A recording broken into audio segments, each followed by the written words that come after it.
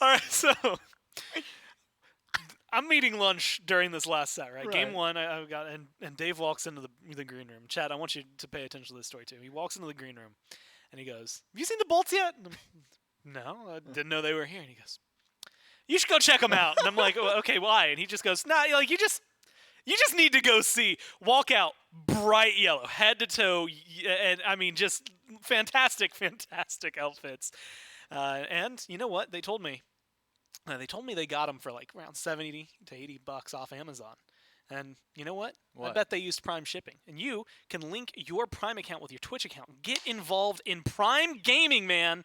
And make sure that you get your free games, your free monthly Twitch sub, and free in-game content, as well as things like free delivery, and of course, a lot more. All thanks to Prime Gaming, who is the title sponsor of the SPL here in Season 9. So if you're not a Prime member, you should become one. And if you are one, make sure you are using all of this. There's a crown right up there. Just click on it. It's got a ton of stuff for you waiting to be claimed. And thanks again to Prime Gaming for sponsoring us here in the SPL. I got Trelly on the desk with me this time as we get into it.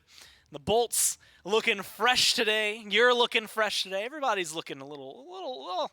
We'll have to see the Dragons. Hold on. We'll have to get in there and see whether or not they can match up to the attire of their opponents. But this is going to be a fun set, man. I mean, this one, it's one that historically, like long-term, 4 or 5 years long, just is not the Bolts game, but last time they were able to find a win over the Dragons, so it brings a little spice to this second matchup. Yeah, I mean, look good, feel good, I guess is the mindset here, and the Bolts are they look good. Yeah, they look good, and we know they feel good, so the question is, are they ready to play their best Smite? And the other question, are the Jade Dragons going to be intimidated by their matching outfits? Well, here's the schedule for today, as you imagine. Bolts, Dragons, like we mentioned, coming up next. Levi's Kings, Warriors, Titans will be tomorrow, and then the triple header there on Sunday with a whole slew of fun matchups for you. I'm excited, really, for the Levi's Dragons to see how it works out. There's, of course, are the standings. This is a 2 versus 5, 6-2 there for the Bolts, looking to try and catch up to the Kings.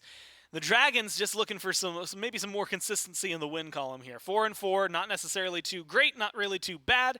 Exactly in the middle of the pack. They win here, they can catch up with the Leviathans. They lose here, they fall back and match up with the Titans, trying to keep themselves moving forward. Yeah, it's just wild to see the Jade Dragons this low on the standings, right? really ever, right? Obviously, they did lose up against the Bolts last time, but I'm sure they went back to the drawing board and were able to cook up some new strats. I mean, we got some new patches here. We got to see it last game between the Scarabs and the Valk, some new itemization. We'll have to see how that pans out to affect pretty much any role at the moment, but obviously, we got to see some of those new items there in the jungle, specifically from Kirmi and Scream. Well, I know a lot of the items, you asked like the mid laners, we talked to them on Wednesday, and they were kind of like, well, not a ton has changed for us. A couple of items maybe might shift some god pools up. Ask the junglers, not a lot's changing. You ask the duo lanes, though, support and carries definitely feeling a little bit better with this patch, whether it's the itemization or how, the lowest experience change, the benefit supports are going to be getting from that with the gold boost as well. And you have to look at the way that the Bolts have played together, and specifically this duo lane, Trelly. I don't want to look at the duo lane, man. Oh, because they're right over there and bright yellow? No, I do want to look at them there. BaRRa's giving me the crazy eyes, and I know he's trying to make me break, but I won't do it. I'm a professional. And yeah, you are right to highlight. I think that counts as breaking, by the way, saying that you refuse to. That's fair. Either way, I'm not going to let him, change my flow. Despite how fresh they look, let's talk about the gameplay, and you're right to highlight the duo lane. Always been looking very solid. I like to think of Awesome Jake sort of running the support meta, at least build-wise. He started up that Chronos pendant build, and everyone started following suit, trying to find similar picks. And he also, I don't like it, but he did, bring this influx of Nox into the role as well. I'm not going to give him full credit, but a lot of these players are following suit as well. So always a pleasure to watch that lane and see what kind of new strats they're going to bring.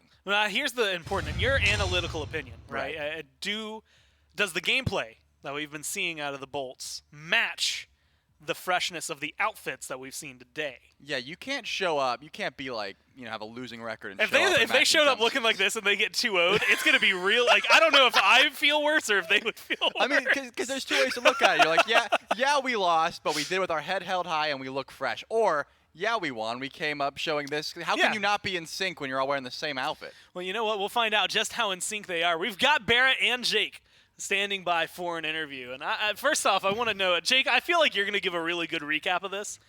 How did this start? How did the outfit become a thing? We were just talking one day, and Haddix looking at the SK jerseys. Like, man, guys, those are really sick. So we went on like a shopping spree. Got the drip. Didn't get the fanny pack, but I mean, it looks fresh. That's actually my second question, BaRRa.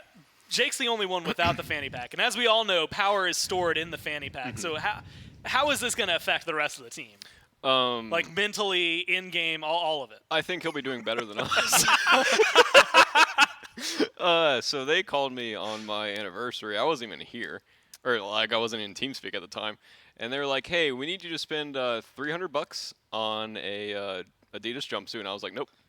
Not doing that." Like, there's literally no way. And then it was like an hour later, Vin sends me an Amazon link for like $60, and he's like, "Buy this." I'm like, "Okay, that's an approachable price." Yeah.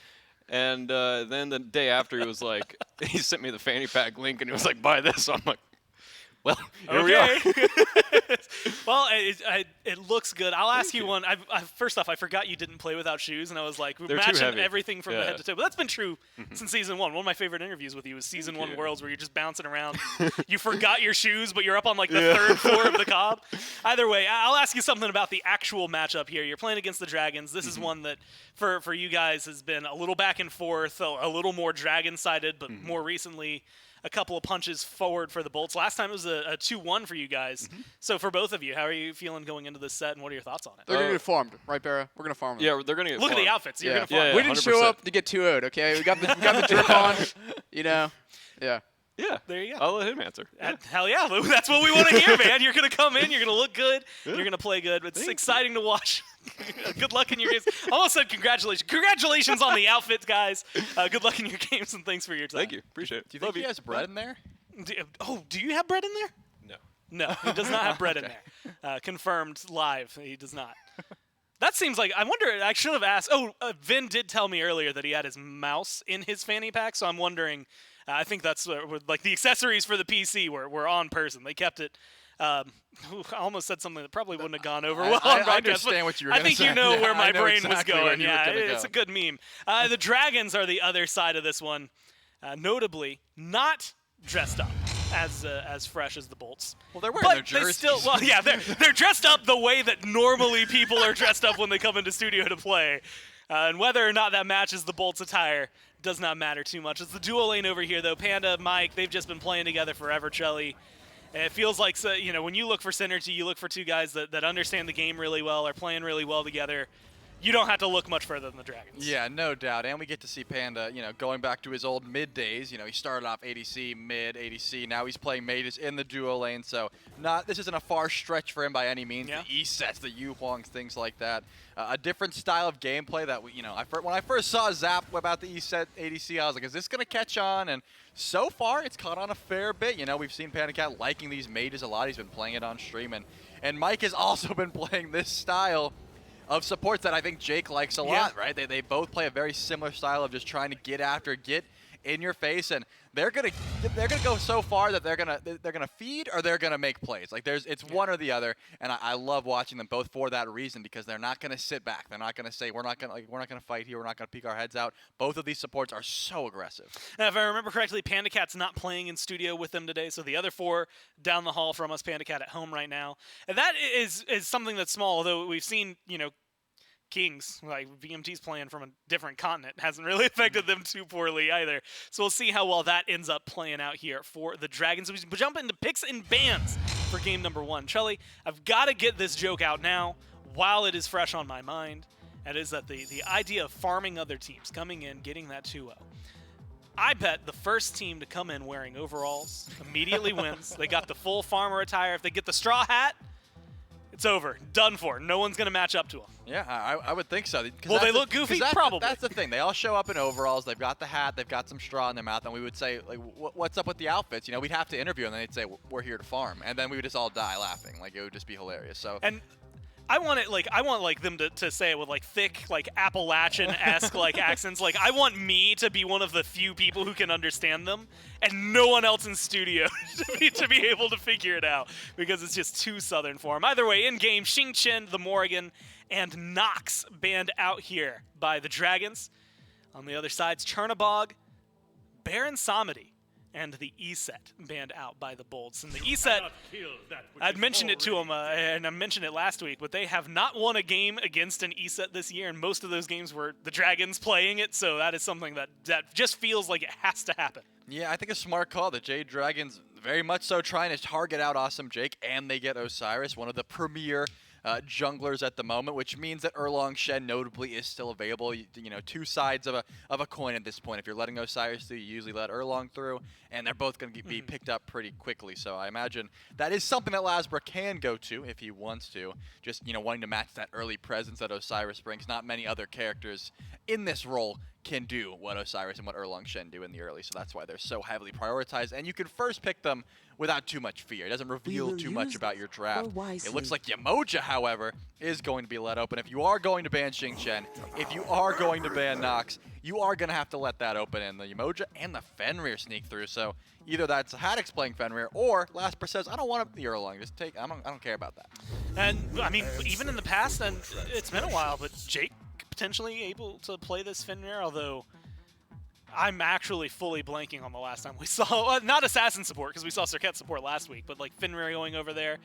It's been a while. Mike used to love that one. Just shows some of the flexibility. There's also Yemoja there, which I realize is why you skipped over it, and I latched onto the Fenrir part of the conversation. Oh, there we go. Sometimes you just willfully ignore something that's right in front of your eyes for a little bit. Khepri, Ullr locked in on the other side. Now, Ullr has been very popular in the mid lane, and it feels like some of the glyphs here, Trelly, are really going to accentuate and elevate in Ullr to even more of a frustration point. Yeah, I think that's the right way to phrase it. You're going to have some pressure problems if you're up against an Ullr, and it looks like the Bolts recognize that, and they say, we don't really care. We're going to go hell anyways. Again, I talked to the mid laners on Wednesday for Content Day. Yeah. I got to chat with them. Ven specifically was the one who said, you know, hell's one of those picks that, you know, sometimes you get ran at, sometimes you run at them. You just got to roll the dice. So I don't think that this draft looks too good for the Hell, right? You already, first pick Osiris, it's 100% anti-heal. You're going to get out-pressured by the Ullr. But if your cleanses are on point, if your team, you know, surrounds around you, at this point you just have too much healing to fail. I guess that's the thought process. You're banning Odin. You're picking up Yemoja and Hell. So sustain is the name of the game. Yemoja, Hell, like you said, team-wide heals right there. Fenrir self-heal like crazy. So he's going to feel pretty good. You also mentioned the Odin, get rid of that anti-heal, banned out by the Bolts alongside a Bracken. Xbalanque banned by the Dragons, which has been on the rise lately. And Cupid as well. So I don't even know. I haven't looked at the updated skins list to know if the Zim is allowed in comp play or not. I don't think any of the But either way, that's all I'm thinking about. I see Cupid. I don't care about the kit. I don't care about the buff to wave clear he just got. I only care about the fact that he got a really cool skin, and I'm not playing him right now. Yeah, if you get to play Invaders and Cupid, you're having a good time. Unfortunately for the Bolts, BaRRaCCuDDa's not going to get to play that one because it's banned away. Well, yeah. They could. Yeah. I mean, yeah, they could play Cupid, but it's banned away. And I was thinking the Sobek actually would be a decent option here for the Dragons in that solo lane because, again, of the built-in anti-heal. The Bolts probably recognize that as well, and they're going to grab it for, I mean, I have to assume Haddix, right? The solo back is going to be one of those annoying matchups. fineokay, never one to stray away from the Guardians in solo as well, so I expect to see Conduit Gem and Genji's no matter what pick is coming through here, unless, of course, fineokay wants to match up with something else in that solo lane to deal with this Hell. Anytime you see a Hell, you sort of have to look at your draft around that, right? You have to say, anti-heal's got to be the name of the game, or heavy dive, right? Get to the Hell, stop the healing, and then the rest of the comp falls suit. Now, this is an interesting hover. Yeah, I wasn't going to touch on it because it's only it's only a hover. Right. And so, yeah, you're right. There's a good point, a good chance that it doesn't end up being what we would maybe expect. But I do know, specifically with the updates that we've seen, And I was talking to you a little bit about this, but like, you know, I was like, man, I really love that Bancrofts is getting an update or a glyph and things like that. And then I thought of how few mages I've seen build Bancrofts. Anubis, as it is hovered, whether or not it will get locked in is a different conversation. But that feels like one of the picks that could potentially utilize and show off that Bancrofts in its entirety if they lock it in. I definitely think it could be a possibility. Let's touch on the fact that Ratatosker did get locked in. And I have to highlight the fact that Osiris certainly could be going jungle, or Ratatosker certainly could be going jungle, either or. One matchup I would favor, you probably want the Osiris around the hell as much as possible, so I think I'd prefer to see Sanford Soccer on, and it does look like Discordia was the change up there. So, again, because of the fact that PandaCat's been playing so many mages, Pegon could be taking that Ullr, or Pegon could be taking that Discordia. There's a lot of flip-flop possibilities, given the fact that Jade Dragons have drafted this way, but the one thing that I wanted was dive for the hell, try to put Venenu in a bad spot so he's not able to free cast, and I think they have that. They've got the Rattle to get to the backline, they have the Osiris, and throw a Discordia passive on either one of those, you're going to have a good time. Throw a Scarab's Blessing on either one of them, you're going to be able to die for free. And I'm always excited, again, Strife got a little bit of a buff, some damage on it. Just feels really good for Discordia, but also one of my favorite forms of CC, I think, in the game, causing, like, hit two people, they're going to fight each other. You get, as Mifflin called it, a built-in combo that you're just going to be able to slam people down with. But like you said, Hell, depending on whether, I guess if she's caught in the Strife, maybe it's a little easier for you, but otherwise Cleanses could come in handy here. Bolts looking for their last pick, presumably something for BaRRA, as we see what they could lock in. Xbalanque and Cupid were banned out. Ullr's on the other side. He's going Jingwei. Come on, stop messing around. What does he play? He plays Jingwei. I guess we've seen some Heimdallr today as well. But who knows what BaRRA... well, that's not true. We know. That's what I'm saying. Like BaRRA's it's so heavily... Oh, hey, he's going to go for the other BaRRaCCuDDa pick. And the Scotty. I mean, he was... Admittedly, we've seen it a little more recently from other teams. Vote's been playing this a lot. But, like, BaRRA, if I see Scotty locked in on a team, you cover up everything else. I assume BaRRA's on that squad. Yeah, I mean, I think that's... They use so much bank time with BaRRA going, do I want Jingwei or Scotty? Give me a second, guys. And then he just sat there rubbing his jumpsuit a bit, you know, trying to figure out what he wanted to do. And he's like, you know what, I'll go Scotty this time. It was a coin flip in that instance, so... That seems to be the call here. Gonna be, you know, depending on what you're up against. If you're up against the Ullr, you got a pretty good matchup there. You can use the dog to block the axe. You're gonna have a good time. If you're up against the Discordia, you also have a pretty good matchup. You can force the leap with your ult, and you have a good time either way. So I think Scotty was the right choice there. You're gonna get out pressured by the Ullr, but Scotty just gets a free clear essentially in that lane. As long as, you know, the junglers aren't rotating in and just making your life miserable, I think BaRRA's gonna have a good time either way. Well, the question I have for you is late game oriented, which is looking at, I see a Sobek there, usually really good for disruption, but a lot of healing, Bolt side. You've got Lord of the Afterlife and admittedly some people who are going to be really good at applying various anti-heals on the team of the Dragons and a Khepri to kind of keep them going. But, like, is there enough on this Dragon side of things to be able to take down the Bolts and some of those late-game sustain fights? Yeah, they certainly have access to enough, right? If we get a Cursed Ankh as well as the Osiris, as well as Brawlers, as well as Divine Ruin, of course. But it really just depends on how well are you using that. Are you able to hit these ults effectively? And can you, you know, just because you anti-heal Hell does not mean that you can kill her. You got to be able to lock her down for an extended period of time or just hit her with some massive bursts, which Discordia does bring and Ullr does bring. So I do think if you're, no, this one. If you are looking at this draft, it does have the capabilities to take on this one, but they have a lot of tools to protect that Hell. They've got River's Rebuke, they have Ragnarok, and they have Sobek, who is just so disruptive. It's you can't just play the way you want to against Sobek. You always have to be watching your beads, your positioning. Can you stay at the front of the fight? Mike probably can't. Khepri gets plucked in, he's going to die or be forced to use those beads. So it's going to be an interesting one, but I like the way that the Jade Dragons are trying to deal with it. I think they have the dive and the burst potential to get to that Hell. Well, it sounds like I've got great news for BaRRA, which is that if they're all focused on killing the Hell, Scotty gets to free fire, right? That's true. Theoretically, you've got someone on your team that can do a lot of damage. And you know, looking at it like early game-wise, we've seen like the Ratatosker a little bit more prominent. Solo lane is typically where we've seen him, and with an Osiris on the board, honestly, it's still vague, but honestly, I still feel like it leans a little bit more into fineokay style, but feels like a really good initiator. You know, Sobek, Yemoja can do the same, but like someone who can dive deep. You had mentioned getting into the back line. We'll find out whether or not he can do that regularly in this game. I almost said religiously. Would have worked out either way. We'll find out. Can the Bolts win? Will the Dragons win? We have no idea how this one's going to shake out as we go down to Dave and Mifflin for the cast. What a treat we get to end this day in the SPL. Jade Dragons up against the Olympus Bolts, a fan favorite matchup. and a little bit of extra spice going into this one. I was unsure of exactly what the jumpsuit bit was at first, Myth. I thought it was, I don't know, like them dressing as bananas or something. I thought it was like... You ever seen like a Bruce Lee movie? Right, then I got like Kill Bill vibes. like Could have been some a Kill Bill in there? Minions thing. No, you wear a suit to that. Yeah, right. The bit at the Minions dress. No, they were the Minions is the idea. Anyway, wasn't sure what it was, but it is a very Bolts thing to do. And team synergy, Myth, maybe at an all-time high. I don't know if you can compete with a team that is all wearing matching jumpsuits, except for Jake. He's taking his off. Well, I mean, here's the thing, Dave. And not then? Not to What burst is your bubble. happening? The Jade Dragons are all also wearing matching outfits. All right, okay. We actually do have stuff to talk about here, and it caught me off guard. I thought we were going to have some early game to kind of sit back, relax, get into it, but we do not. We have a lane swap for the Jade Dragons. fineokay and Mike, the Ratatoskr and the Khepri over on the left side of the map. They'll be going toe-to-toe with a standard duo lane here for the Bolts. And then, of course, on the flip side, PandaCat will be playing the Ullr over in solo lane. Now, here's the thing, Myth. I feel very seen in this moment because I have talked so much about, look, if we're sticking Ullr over in solo, if we're sticking Warriors over in the duo lane, why not just swap the players who actually play those picks professionally?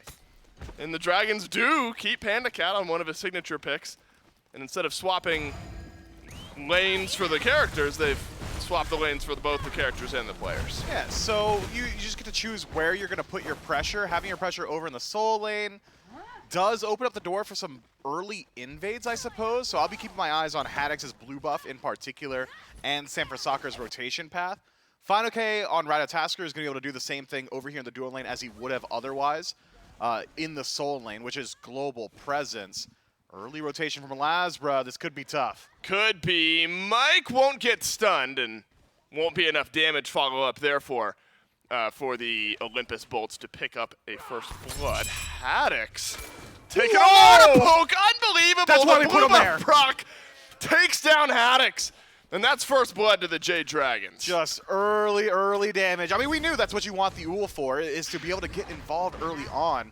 Haddix foregoing defense in that first slot to pick up the tier 2 bobble really makes it easy for PandaCat to do exactly that. Bluestone finding some massive value. Thank you very much, Doug, as that is what finished off the kill. My goodness. And if we were concerned about blue buff invades, that concern has already shown itself. Early rotation from Sanfrec'Soccer. Sure, LASBRA in the duo. Osiris over in the solo. Blue buff invade successful. Teleport taken off of Haddix as well. He is going to leave PandaCat alone on this island as far as I'm concerned. He will do just fine.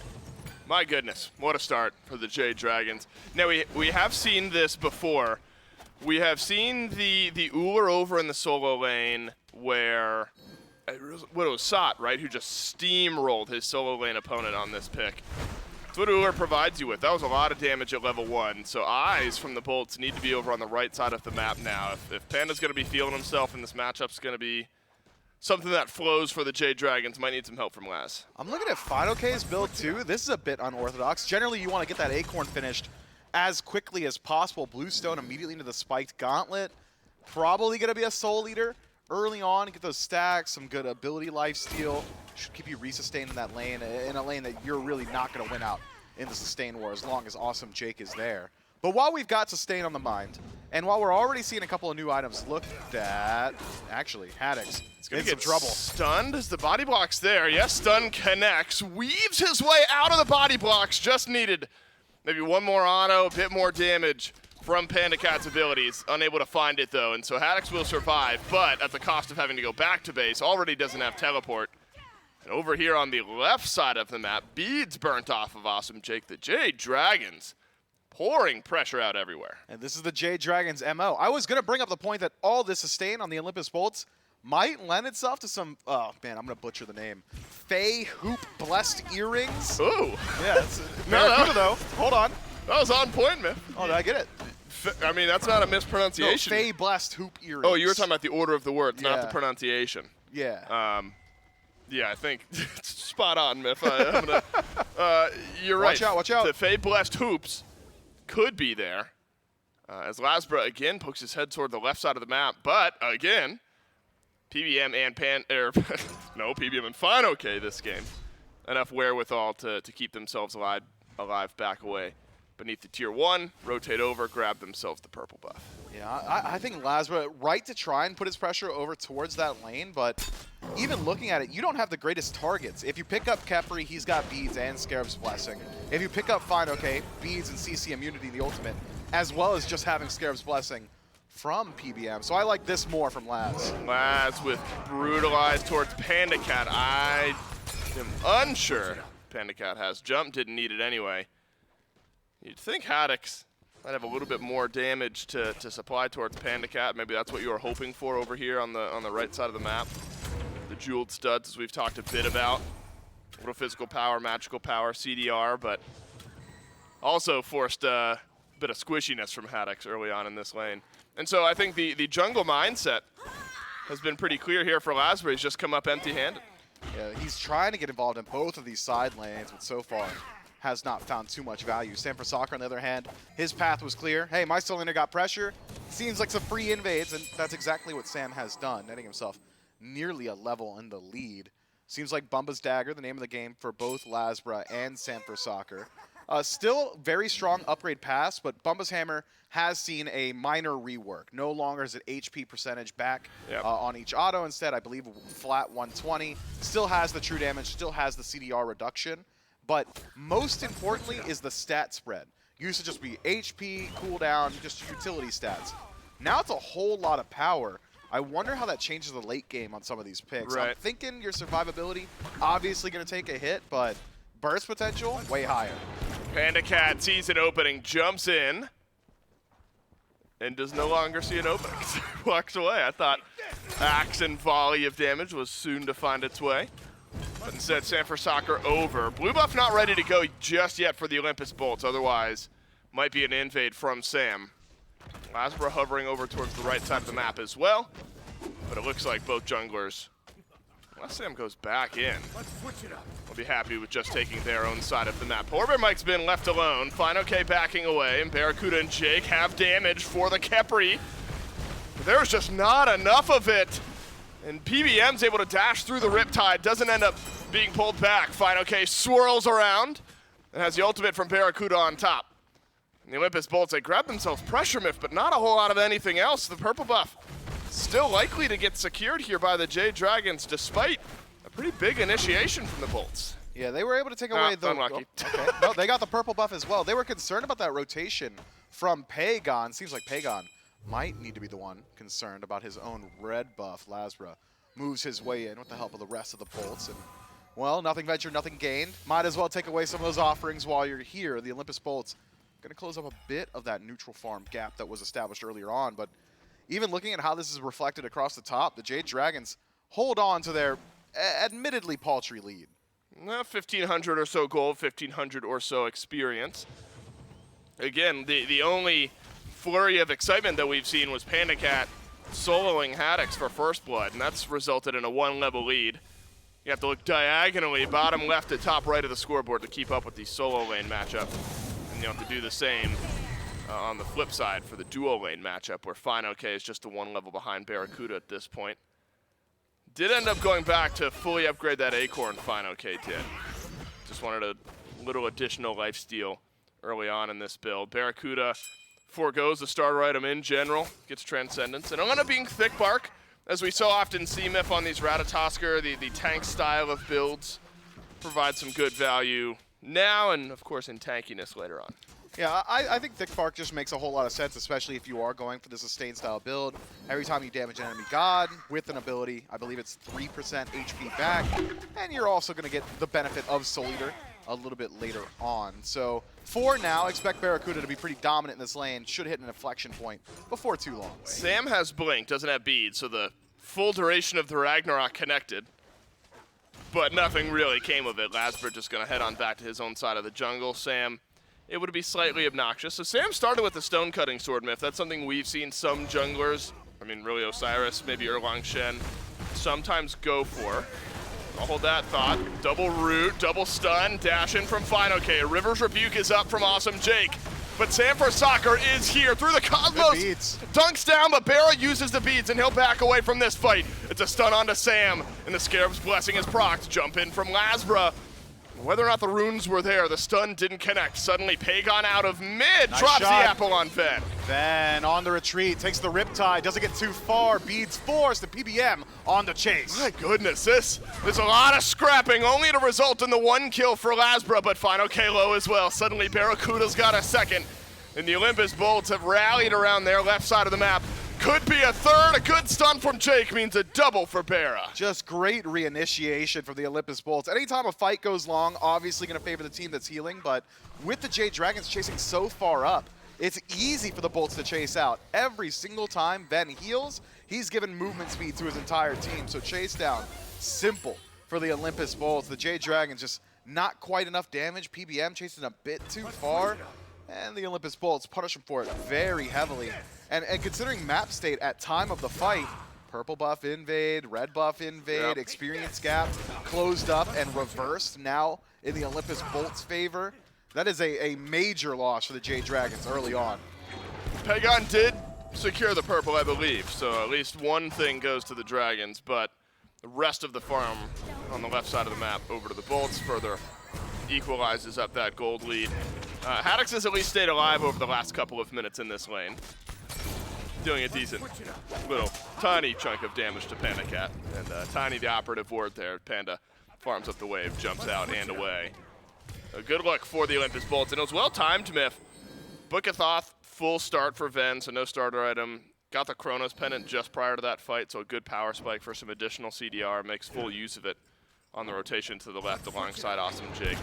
So I think it was very well timed from the Olympus Bolts, but chose not to go to the Gold Fury. Still shows you how strong, even in a 3-kill swing, that objective is. Not confident enough in their abilities to burn it down just yet. Yeah, not the best composition for burning Gold Fury. I mean, you could do it. It would take a while, but you've got the sustain to do so.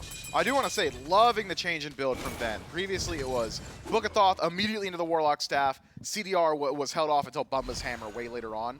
Maybe this is a change he makes because of the changes. That's to right, you were the Bumba's Hammer CDR itself. guy. Dude, I was begging, bro. I was pleading to get a little bit of CDR. Chronos Pendant this early, he could stop, for all I'm concerned. That's enough on its own. Gonna get a whole lot of healing from Ven going from here on out. Good look for the Bolts over towards the Pyromancer, and there's no pushback from the Jade Dragons. Enough burst around the Pyro, and that'll call it equalize the gold lead, depending on where the waves crash. Things about even at this point. A nice lead has built up, though. That said, for PandaCat over in solo, you look at the net worth charts over on the left side, 1,000 gold, almost exactly over Haddix, as you expect. Able to farm safely on this Uller. So you have to look at where else the gold lead has built up. BaRRa, a few hundred gold here, really 500 gold for Jake over PolarBearMike. So that's where the gold lead ends up getting equalized. But as far as one player over the other, PandaCat's got the largest gold lead in the game at the moment. Unfortunately for PandaCat, I'm not certain there's a whole lot he can do with that lead, barring a rotation. I mean, Breastplate of Valor and Sovereignty now finished for Haddix. Defense from the passive, a good amount of CDR early on, even from that Tier 2 bobble. Means that your heal, Sickening Strike, constantly going to be up. I don't think PandaCat's really got the damage output to deal with them as of now. And even a rotation from Sam for Soccer won't do a whole lot. Haddix double dipping on his defense. Physical lane as well as jungle means that it's really just up to Pegon to deal the bulk, the lion's share of the damage up against this Sobek. And if Pegon's hitting Sobek, he's not hitting priority targets, which is just not great for the Jade Dragons. The Olympus Bolts have stabilized this game and are now slowly starting to pull it in their favor. In the next couple of minutes, I wouldn't be surprised to see the Bolts just group up on the Gold Fury and try and force a fight. If you can get that ultimate off of fineokay, that is the bulk of the Jade Dragons initiation. And the re-engage, well, that's been going to the Bolts. Jake is very strong at this point, unable to flex that strength as the River's Rebuke kind of goes right in between a couple members of the Jade Dragons. At least Oracle's grabbed. But the XP differential, of course, is the big lead for the Bolts right now. A lot of that landing with Awesome Jake, who's got 2 levels over PolarBearMike, the 1 level extra for Ven. And so you look across, you know, fineokay to BaRRa, their levels are equal. PandaCat to Haddix, their levels are equal. But come rotation time, PandaCat levels-wise will have a bit of an advantage, and Haddix levels-wise will have a bit of an advantage because of where the tanks and the hunters have been placed respectively. A little jungle invade from the Jade Dragons, drain out some of the obelisk, and for now, if that's all you're fighting for, a small win for the Dragons. Yeah, as long as they don't lose out on too many resources, they're allowed to go for plays like that. But even the slightest opportunity to the Olympus Bolts could open up the door towards looking at the Gold Fury. Not an attack speed build from BaRRaCCuDDa. Instead, all ability focused. I wonder if maybe he picks up a heavy executioner just for that raw infusion of penetration. And a good deal of attack speed could help out a lot around these objectives, because looking at every single build now for the Olympus Bolts, I am just not certain how they're going to be capable of actually doing an objective. Maybe LASBRA the best proponent of that burn, but even then now starting to switch up his own build towards ability damage. Hydra's Lament to what could be a Jotun's, could be a Brawler's Beat Stick. He's concerned about some of the self-sustain on the side of the Jade Dragons. I'd like to see a bit more auto attack presence from either BaRRaCCuDDa or LASBRA. One of them has to do it, or these dances around fire, around Gold Fury will just stagnate for so long. Right. Yeah, BaRRa, not right now looking like that's what he wants. Could be Crusher. Could be, you're right. Haven't seen that item prioritized all that heavily as of late. Seen it picked up a couple of times, but usually not what we see. It was the start item for a good bit of the year at the start, but things have changed around just a bit. So things slow down now. Could be looking at Gold Fury in a couple of minutes if that's where the Olympus Bolts feel like they can find some pressure. That's a good Riptide onto fineokay. The Ratatosker will make it to the ultimate. And so safety found ends up being, I guess, technically ADC ult for ADC ult, but point being, fineokay is able to get out alive despite a bit of pressure from the Olympus Bolts duo. That's going to really mitigate fineokay's efficacy in this next couple of engagements if the Olympus Bolts can force a fight while that's still down. Glad shield finish for fineokay, a little bit of CDR, so those ultimates going to come a little bit more freely in the coming minutes, but as of now, neither team really in a position to force a whole lot on the map. Gold Fury might not be the actual target of aggression. Pyromancer spawning very shortly. Could be a good target. Haddix got to stop playing with his food. I was going to say, Haddix was dancing around and ended up taking a lot more damage than I think he bargained for. It's the jumpsuit. It's bound up the arms a bit. Yeah. Not allowing for arm flex. I don't remember, did we ask him high DPI or low DPI? Because really, if your jumpsuit is super tight, really at the elbow joint. That's an important joint. You know, if SMITE. If you're a low DPIer and you got to get the whole arm in there, you know? Something to consider. Maybe why we see a couple jumpsuits off of the Olympus Bolts. Need to get the skill shot flicks in there. Jade Dragons rotate to the Pyro. Remember last time the Bolts got it for free.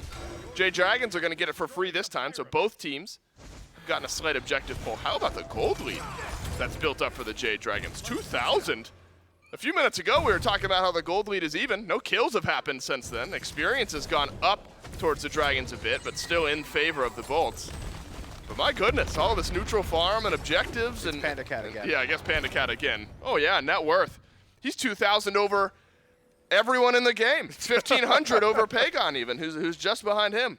He's 2,000 period over his counterpart in Haddix, but 1,500 or so over everyone else in the game. You're right, it's just PandaCat.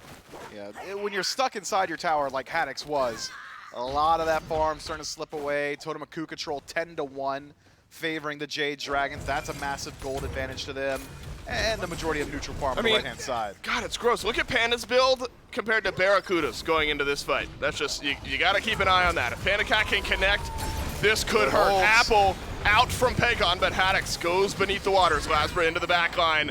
But that's not where you want to be when the lead of the Jade Dragons for their ADC is as big as it is. SamForSoccer takes the Scarab's blessing for Mike, and that's an abduct onto Haddix. Double kill for SamForSoccer, and Panda wants more. He'll jump in and get a whole mountain of damage onto BaRRaCCuDDa. The Jade Dragons grab a couple of picks, and it looks like we'll double back for the Fury. If the Olympus Bolts had even one offering there, I'm pretty sure that Obelisk would have done so much damage. But the Jade Dragons able to keep up their onslaught everywhere on the map. Just how strong he is. Yeah, see He's so strong. One more bit of damage from Panda means a double. Good Lord. And the Uller now improves to 3-0-2. I'm telling you, Miff, look at the bottom of your screen. Okay, BaRRaCCuDDa unfair. You just purchased an item. Purchases benevolence, by the way. So that might be worth looking at. What?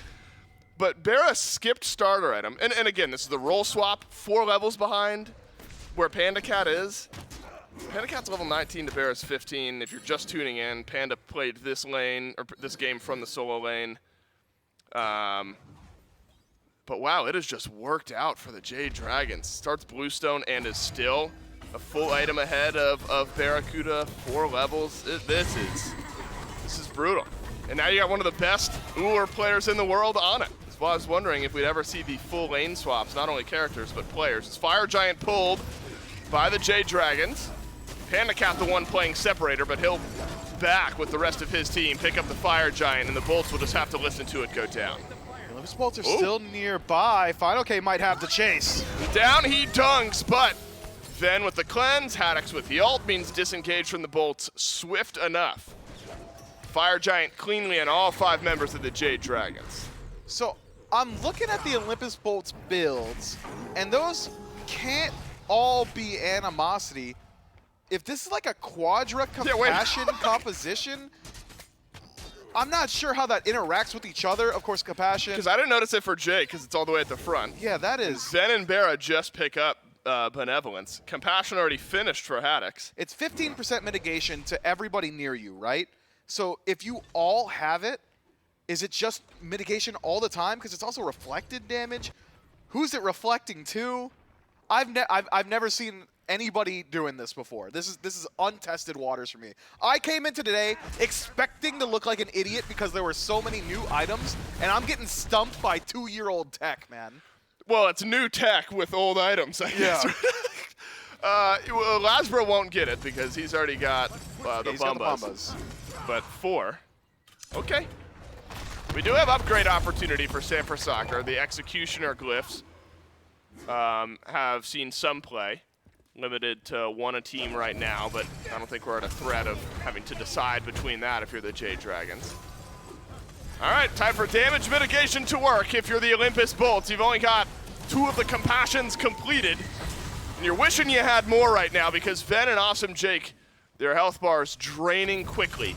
And the Tier 2 tower still stands, but not for much longer. All those relics used by the Olympus Bolts. Oh Bees and Aegis still for LASBRA, and beads for BaRRaCCuDDa, but that's just about it. The Jade Dragons, they can push their way in, but they are losing the majority of their own ultimate cooldown. Still have Scarab's Blessing, so I'm thinking fineokay probably will be primary initiator here, has that safety net. Instead, the Jade Dragons gonna play it slow, cool, and collected, take the Tier 2 on left, and start to move their way all the way across the map.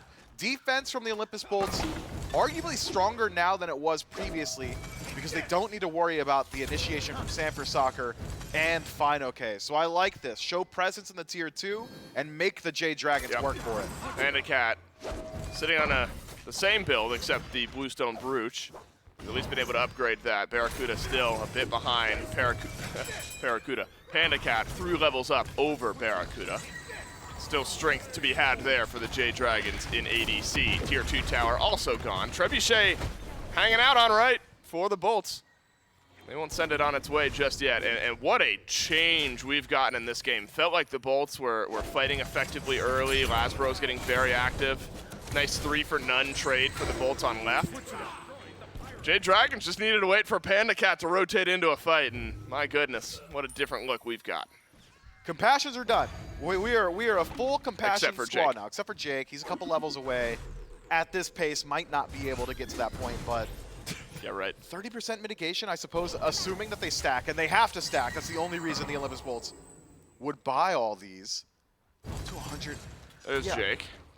I think it can work, especially based on how the Jade Dragons initiation is. It's all in. SMITE goes in with Lord of the Afterlife. You better believe fineokay is right there with them. So if you're able to survive that initial burst of damage and all this additional mitigation should help you in that exact situation. After the fight goes long, you can utilize your healing to reinitiate. You're sacrificing damage in your build, specifically Ven, who has got just about no penetration to his name. But survivability and War of Attrition has got to be the goal for the Olympus Bolts. I like it. Anytime SMITE is getting innovated upon or we're seeing new strategies, of course, super fun to watch, but this is untested waters, man. I'm excited. New glyph. Remember Jotun's some changes in those glyphs. Oh, did we get Jotun's a cunning in here? cunning now Nice. for PandaCat. Why not? Net worth charts, always worth looking back. PandaCat 2,100 gold over everyone else in the game, and the next highest are a bunch of his teammates. But PandaCat feeling just fine. Anyway, Jotun's Cunning now picked up for PandaCat. Remember, stacking up now, you damage a god with one of your abilities. You gain a stack of wit out a couple of those stacks. 25% cooldowns, reducted, things like that. So you're spamming more often is effectively what you want to look at. And Magi's Revenge, we're getting a lot of it here in game 1. Thank God for the hover. My eyes are not trained on these items enough yet to recognize them when they're tiny. Magi's Revenge, I think, one of the most interesting new glyphs you can look towards. Anyone who triggers your hard CC, you're going to get revenge on them, in the simplest of terms. Allies nearby can move towards them a little bit more quickly, and they take percentage more damage as well. So, PBM, a bit of a time bomb. Just going to stand in the front of these team fights. If LASBRA is trying to get involved with Unchained, it's very easy to turn on him. BaRRaCCuDDa probably going to be the best at burning away those Magi's. I believe the Permafrost able to take that off, so he's already towards the back of the engagement. Might be in the Olympus Bolts' best interest to have him be the one burning that off Mike. I would think. Mike and the rest of the Dragons now around the FG. So it's interesting styles from both of these teams. Quad Compassion for the Bolts now completed. They can step up. Haddix takes a nice chunk of damage. That's big initiation from fineokay. Triple dunk into the back. But how about the River's Rebuke from Jay? Cut off everyone from the Jade Dragons. fineokay was never really under all that much threat, but there was no big follow-up from the Dragons, at least by the end of it, and right back to the FG go the Dragons. Honk was used, so fineokay not going to have that for this team fight. Still one in the back pocket for Mike, who's gone in. Oh, good abduct. That one onto Laz, but Mike being sent around by the Riptide uses the Scarab's Blessing already. BaRRaCCuDDa jumped on by the Dragons and set for Soccer and Pegon. What is going Strike on? Patered, I don't know. It's a strike. You bolt all 10 pins at once, and suddenly, out of nowhere, the bolts are decided by a steamroll, a snowball of Jade Dragons.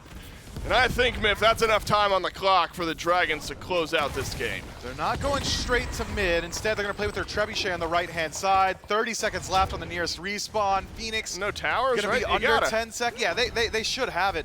The Olympus Bolts just group up very hard in a jungle corridor. I think PandaCat did a hail of arrows that bolstered his Miff. damage output by like 4K. Now, it was a color explosion, and then by the time the colors had faded, the Olympus Bolts were gone. The Jade Dragons, they keep it goofy, but it keeps winning. The only color that didn't explode in that team fight was yellow, and the Olympus Bolts will have to take their jumpsuits back to the drawing board for game number 2. Love the idea behind the Quad Compassion. I do think we've got to pay attention, and it's actually an interesting breakdown, Miff. After a game like this, because we've seen Hunter tank role swaps before, lane swaps, but not the actual players themselves. This is the first instance of the actual ADC going over to the solo lane.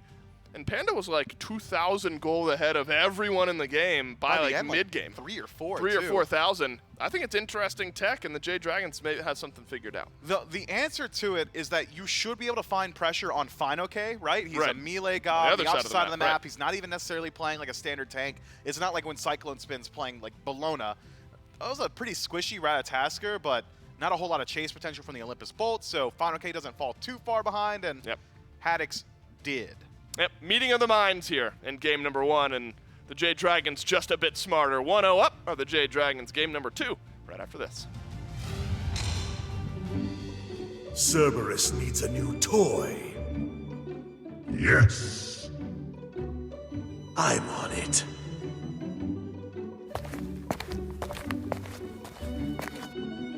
Note to self, bring home bones of enemies for Cerberus to chew upon.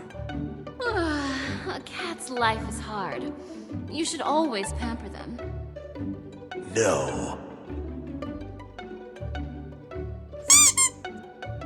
Excellent. This will do.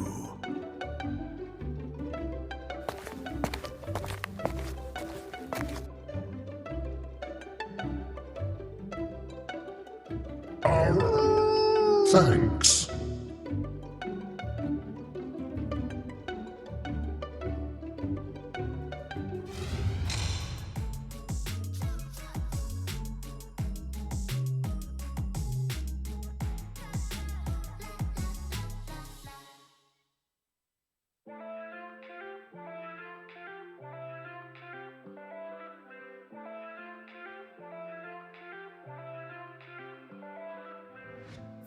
haven't seen you in a long time. Almost been a year since you broke my heart and tore me apart. Oh, yeah. I've been working on myself, trying to move on. Hooking up with someone else, trying to forget and get you out of my head. No, I deleted all your messages, cause it only reminds me of the past. But you're still drunk texting me when you're lonely. I don't know why you keep calling me on my phone. Thought I was clear, I'm not your friend, I'm not the only. You think I'm the same, but you don't even know me. So I don't know why you keep calling me. What makes you think I would go back? Why would I wanna try again? You're not listening, no. You keep saying you'll change, but we both know people don't change it. It's time to let me go. Why won't you leave me alone? I deleted all your messages, cause it only reminds me of the past. But you're still drunk texting me when you're lonely. I don't know why you keep calling me on my phone. Thought I was clear, I'm not your friend, I'm not the only. You think I'm the same, but you don't even know me. So I don't know why you keep calling me.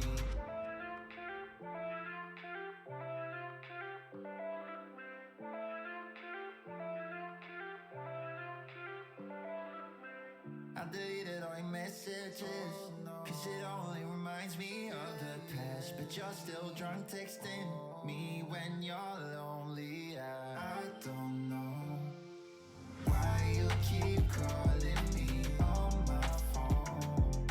Thought I was clear, I'm not your friend, I'm not the only. You think I'm the same, but you don't even know me. So I don't know why you keep calling me.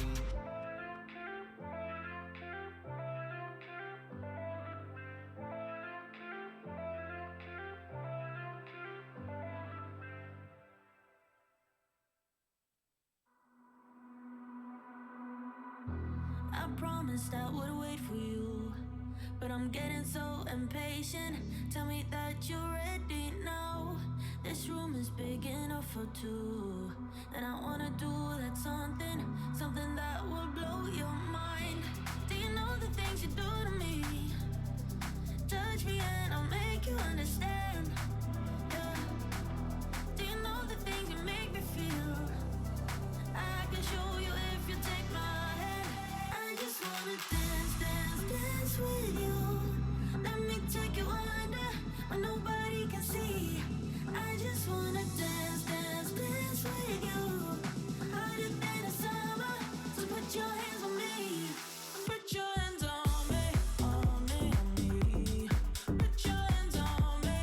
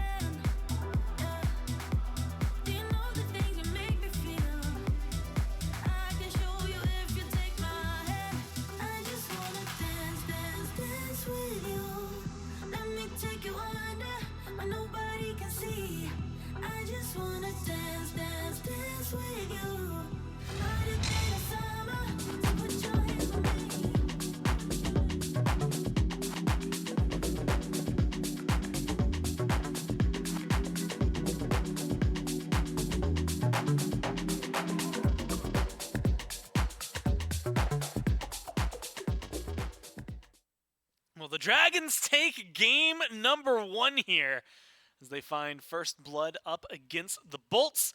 And it is an impressive game from them specifically, from PandaCat. Of course, an impressive from all of the players, though, because they're out there playing on their Alienware, Aurora, Ryzen R10 desktops, which you too can pack that, or if you want a laptop, a gaming monitor, any Alienware paraphernalia, you can go to SMITEGame.com/Alienware and use code AWSMITE09 and get a swift discount on fantastic things. Let me tell you, these laptops are powerful, those desktops are amazing, their monitors are phenomenal. You can't go wrong, so again, go to SMITEGame.com/Alienware and use code AWSMITE09 in order to get discounts on all of that. I'm Gormizer on the desk one more time with me, or at least one more time with me. No, 2 more, minimum, because no matter what, there's one after another game. Yeah. So I got Charlie here still, as it turns out. And that one is an interesting game to break down because, we get the Bolts looking really fresh out of game. Right. For a little bit there, kind of translates in game, and then all of a sudden you look over and PandaCat's 2,000 gold up on literally everybody in the game.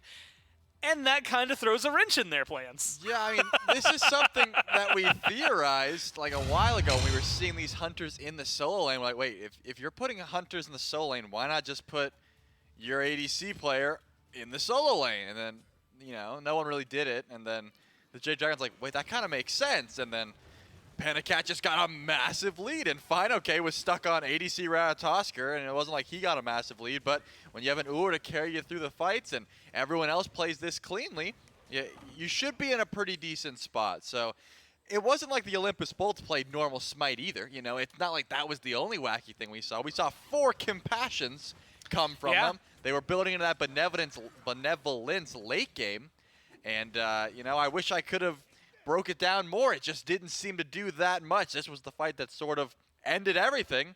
And besides the PBM getting weak and I believe Sam for soccer dying, that was really all the Bolts had at this fight. That was about it. Yeah, and Sam, dies to get aggressive even more so. Yeah, it was just an absolute bop from the Dragons at the very end to lock them all down. It does create an interesting discussion, though. I mean, PandaCat 4-0-6, again, insane farm. You can see there's 16,000 gold. Next highest I see is Pegon 15-1. So just shy of 2K up on the next highest player in terms of farm. But, there's also a discussion to be had, I think, of the fact that maybe swapping carries over there. Like, there might be something to it. Maybe bringing the duo lane to be your 2 frontliners could be an interesting conversation. 620 GPM, 25.5K damage taken. If you add up Jake, Ven, LASBRA, and Haddix's damage, it's not PandaCat's. You know what? If you said any 2 of those 3 names, then I think it's okay. When it gets to all 3 of them, it's a little too low. The fact that, look, Ven is definitely playing a healer here. Look, 9K healing.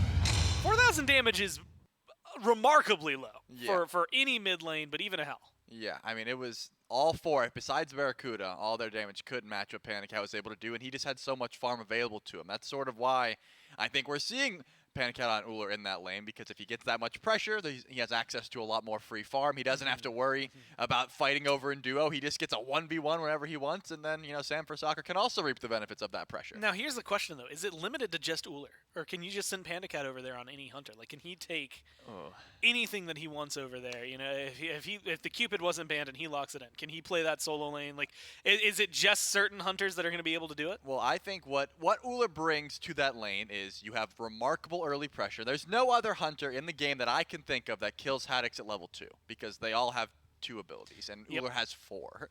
So if you're, I think that's where the snowball began rolling. So I don't think any other hunter brings that presence. You just have to have remarkable early, which, AMC can get some early pressure, but he's not that safe in lane. He can be ganked. So no, I think it's just Ullr. We've seen the Chernobogs, but not played to that level. I'm imagining if it's not Chernobog or Ullr, there's no other hunters going there. That's my opinion. Well, we'll find out whether or not he tries anything else over there. If he gets the Ullr back, all of that answered right here. Picks and bans for game number 2. Will the Bolts be able to clap back, or are the Dragons out for a 2-0? A lot of interesting things I think that can come out of this one. Khepri, first ban. Makes sense. Someone that has been banned very heavily in the past. definitely a thorn in their side throughout that game. I mean, even at the end, right, we were watching that one fight, Mike gets incredibly low, just kind of throws Scarab's Blessing and says, cool, if you kill me, I come back healthier. If you don't kill me, I don't die. So either way, we're pretty solid. And then a surge forward from the Dragons kind of forced the Bolts into an awkward position.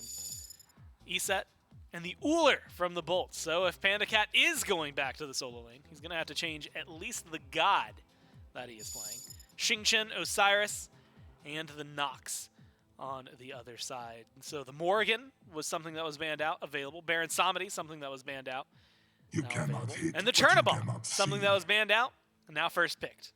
Yeah, the Chernobog I think is going to be a great answer back. That is something that has been used to split up a team, you know, throughout quite some time in Season 9 of the SPL. But they did leave the Yemoja open this time, which is not going to be able to be first pick for Jake. But the Jade Dragons are happy to answer with that one.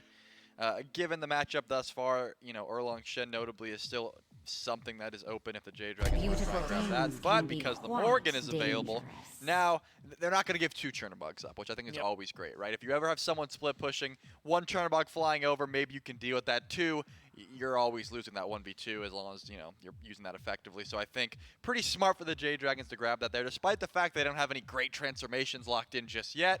You know, no matter what happens, the Bolts have to think about what they want to pick and say, oh, we're also giving that over to the Morrigan. Are we going to lock in something that's going to give her an even better transformation? You got to be thinking about that throughout this draft. Now here's the question for you, Shelly, and this is out of game context. Okay. If the Bolts lose this set 2-0, do you think they just nix the tracksuits altogether? Like throw them away because they're obviously cursed, or I mean, do they bring it back and hope for better? I hope that we don't have to see that world because I like the jumpsuits, but I really do. Honestly, like when they're open, like the jersey on display, or without the jacket, the jersey on display, I think the colors are very good. I mean, if they were like the when throwaway ones, when they're just zipped up, I it's want a them to little too walk yellow. in with the jumpsuits, like an NBA team, rip the pants off, and then they're just in their jersey and shorts, and they're ready to game, and then when they walk out, head held high, back into the jumpsuits. But we don't have to worry about that because what I am seeing is some action, and that's the Daji being locked in as well as the Horus. So this to me is some tremendous early pressure on the back of the Horus, and that's a great counter to the Daji. I'm not going to say counter, but good matchup into the Daji. So breaking all this down, you know, Chernobog, Daji, Horus, the top 3 for the Bolts.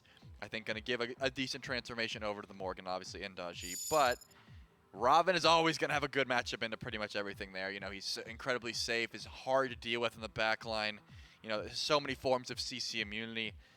But what we just saw, it's so hard to figure out where these picks are going. You know, I have to imagine since the Uller's gone, PandaCat's not going back to solo lane. I would think. I don't know. Yeah. That's my assumption. So, fineokay on the Ravana solo and or Sanfrecce on the Ravana jungle. But we've seen Pegon play before, so True. You know. And we've seen PandaCat on the Morrigan. In fact, it's actually interesting because you had mentioned it before, where PandaCat has played carry, he's played mid, very successful. I believe he's like number 2 in top kills in a single game with 23 when he was playing a Hebo mid. So like, there are good opportunities for him wherever they end up throwing PandaCat, wherever they end up throwing Pegon. Hell, and the Huang banned out by the Dragons, trying to limit Vin a little bit. Ratatosker and the Chiron banned out on the other side. Chiron was a heavy talk last week, the week prior. I mean, kicking off fights with that Centaurus ultimate. A lot of good damage that you could get out there. Masterful shot. You spread a slow, theoretically, to like 4 or 5 people if you can hit them all. And it was very, very massive. So banned away here. Heimdallr is the lock-in for the Dragons. Yeah, it seemed like the Bolts were not only worried about the amount of damage that comes from the Centaurus from the Chiron, also the cleanse is something you don't deal with. So now I got to be thinking, you know, the Golden Blade Horus solo is something that Haddix is going to be able to find some presence on. He likes it a lot. He's played it before, and it's been banned away from him before. And that, you know, I was thinking maybe the Horus goes to support, but since we see that Ganesha locked in, that locks in for me that's going to be Haddix on the Horus. And still, once one more pick comes through, I'll be able to figure out what's going on. You know the standard of like, okay, we'll take like first letter of player name plus the last letters of the end of the god name. Yeah. Doesn't work that well with Horus when Haddix is playing it, does it? It's just Horus. Yeah. Or Haddix. Yeah. You don't really get anything flavorful out of there. You do get something flavorful, though, in the Merlin pickup. So Chernobog, we've gotten kind of used to seeing in mid. Seems like that's going to be going over towards BaRRA with Merlin scooped up here for Vin. So it is going to be the Ravana jungle, and then fineokay on the Artio solo, Or I guess in this world, it could be Yemoja Artio duo lane, which I don't want to watch because I don't imagine anything fun comes from Yemoja. They said, hey, Artio what if lane. we could just CC you all the time and you could just never kill us, but we also can't really kill you? It's just a stalemate, just a farm lane at that point. So I'm hoping that we just see Yemoja Heimdallr, just Panda PBM back I in that kind of want to duo see lane. Yemoja Artio now. I don't think it'll happen, but I'd like to see it. I mean, we could. We live in a world where that's a possibility. We live in a Gore. society. We do. Yeah. So it's just one of those things where, you know, I want to see the Heimdallr just back in his regular lane, but you know, it would bring an interesting dynamic because then you have to think about LASBRA's job. Yeah. Which is to find ganks. And if you look over at the duo lane and say, okay, I see an Artio and a Yemoja. Is that something I want to gank, or do I even want to waste my time over there? You know, so I imagine LASBRA wants to come out swinging. You know, after that last game, he had a decent performance on the Fenrir, but would like to come out a little bit better and impact the map. And you know, he's gonna have to look at his targets. Given there's a very tanky draft. You got Double Guardian on top of a Ravana, and then the Morrigan, who's probably gonna be one of those characters as well, who's also gonna be tanky. It's not gonna be a fun time to try and find your easy ganks there. Well, and you had mentioned you had mentioned the Chernobog, you had mentioned the Dodgy. I think Horus, you know, the Ganesha, the Ravana, the Yemoja, the Artio. Like, there's a lot of good Morrigan transformations in here. It's hard to, well, not hard to choose just one, because theoretically in matchups like this, you're going to go for someone usually in the solo lane. Wouldn't be surprised if it's that or like the Ravana or like you said, the Dodgy. But like, it feels like there's so many scenarios for presumably Pegon here to just kind of change where they want to go and how they want to play. Wait, I'm just imagining now, like late game around a firefight. Okay. You know, BaRRaCCuDDa split. Lay it out pushing. for me. BaRRaCCuDDa split pushing on the Chernobog. He's on the left lane. And then Okay, So I can see it. Pegon's like, I'm gonna transform into Chernobog, and I'm gonna fly over and fight him. And then BaRRA says, okay, later, nerd. He ults back, and then he goes in, and now Pegon's stuck. He's just on the lane by himself. And then they've traded, and then he de-transforms, and he's like, yeah, and he's just backs, stuck over there. Stumbles his way. Maybe he just starts split pushing at that point. Yeah, they goes just, the they other just, direction. They just could. That possible. And they happen to have a trebuchet. Who knows? Maybe if that exact scenario happens, then we have to burn Trelly for witchcraft, unfortunately. Either way, we'll find out. Can the Bolts push us to game 3, or will they end this 1 and 2? Let's jump down to the casters and find out.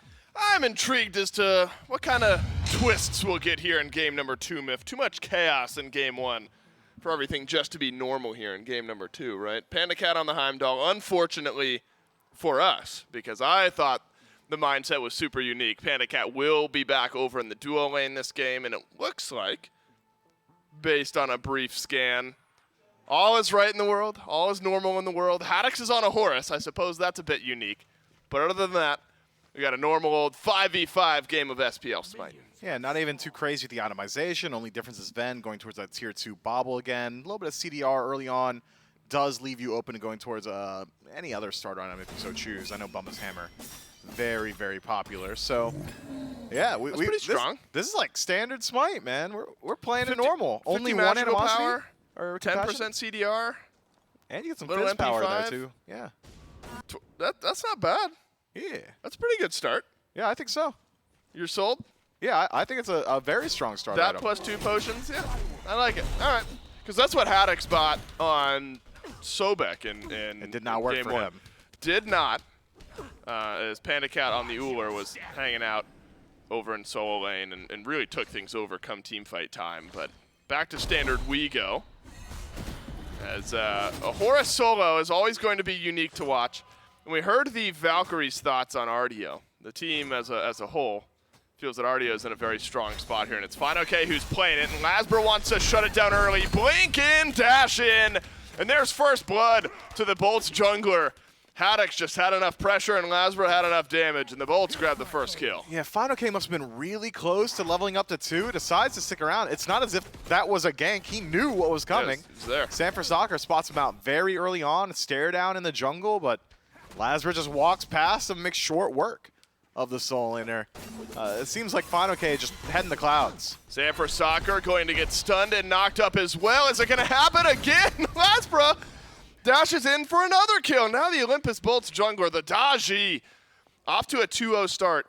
And so often we talk about LASBRA on this pick specifically because it just feels different. This is such a good pick for Laz. I think one of his, if not his strongest picks right now.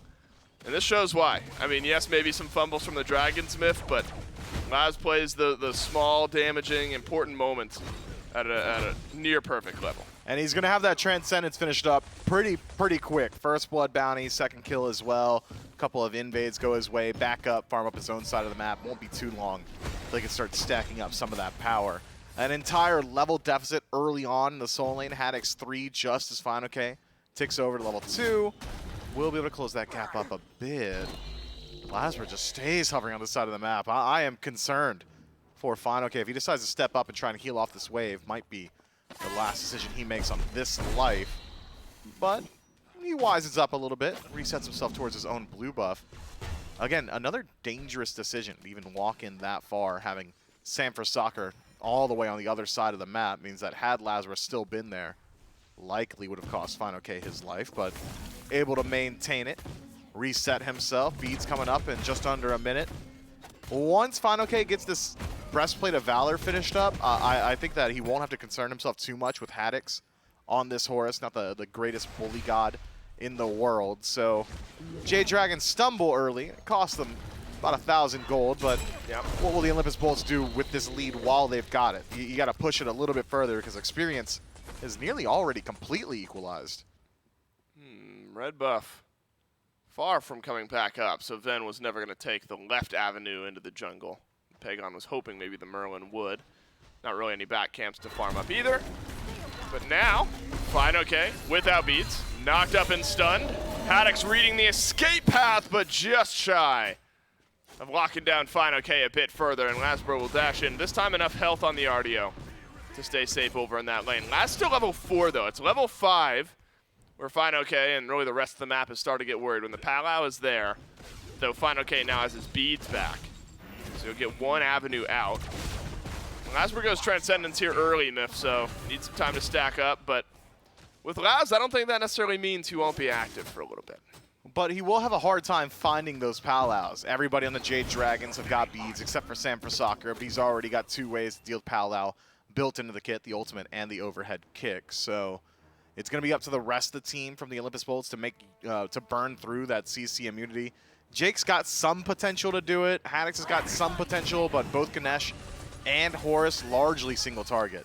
LASBRA over the wall and takes away the last of the mid Harpies. But now, bit of an awkward rotation path. Pegon on the Morrigan. Such a dynamic pick. And I'm incredibly excited to see what Pegon can get done in the mid lane. Was it phase? When was the Are you going to talk about the 5 solos? Yeah, when was the Pegon onslaught? onslaught? Was that phase 1? I think that might have been the last time they played, like the first round of the round robin. First round of phase 2 when they played against one another? It was either phase 1 or first round of phase 2. No further back. No further, well, right, it was this year. They played each other a few times, and it was one of those 2. Luckily, Ven has been able to brush that aside and still had a very successful remainder of the year up to this point. And so things have looked nice for Ven. Pegon, what a dynamic performance when those 2 matched up. Really took the games over, but haven't quite seen that from Pegon here in this set. Hasn't really needed to, as PandaCat did a lot of work for his team over in game number 1. But dynamic nonetheless, Myth. Solo kills or not, is this Morrigan pick. Unique transformation options. Another Palau for your team could be nice. Another Raven could be nice. And so where Pegon goes with those transformations in the team fights, I think will be a fun storyline. This early on, turning into Raven, probably not your best call. He's maxing out the Dark Omen, Pegon that is, so overhead kick would be the maxed ability if he were to transform into Raven. Daji, pretty good. Pretty good for both teams, though. And another one. LASBRA's on a killing spree, and it has felt simple for the Bolts. LASBRA all over the place as long as that place is the right side of the map. And now, answer back from the Jade Dragons as Pegon erupts. LASBRA will transform into the Daji, uses Palau number 1, but disengaged from Haddix. Means the Horus remains safe. It's what the Jade Dragons needed. Some type of answer back and a shutdown on the Laz. Yeah, pretty big bounty for Pegon to pick up. Dumorb already finished, so we'll expedite a bit of that build. Sanford Soccer not so far behind either. 0-1 to the 3-1 on LASBRA. Maybe about a half level there.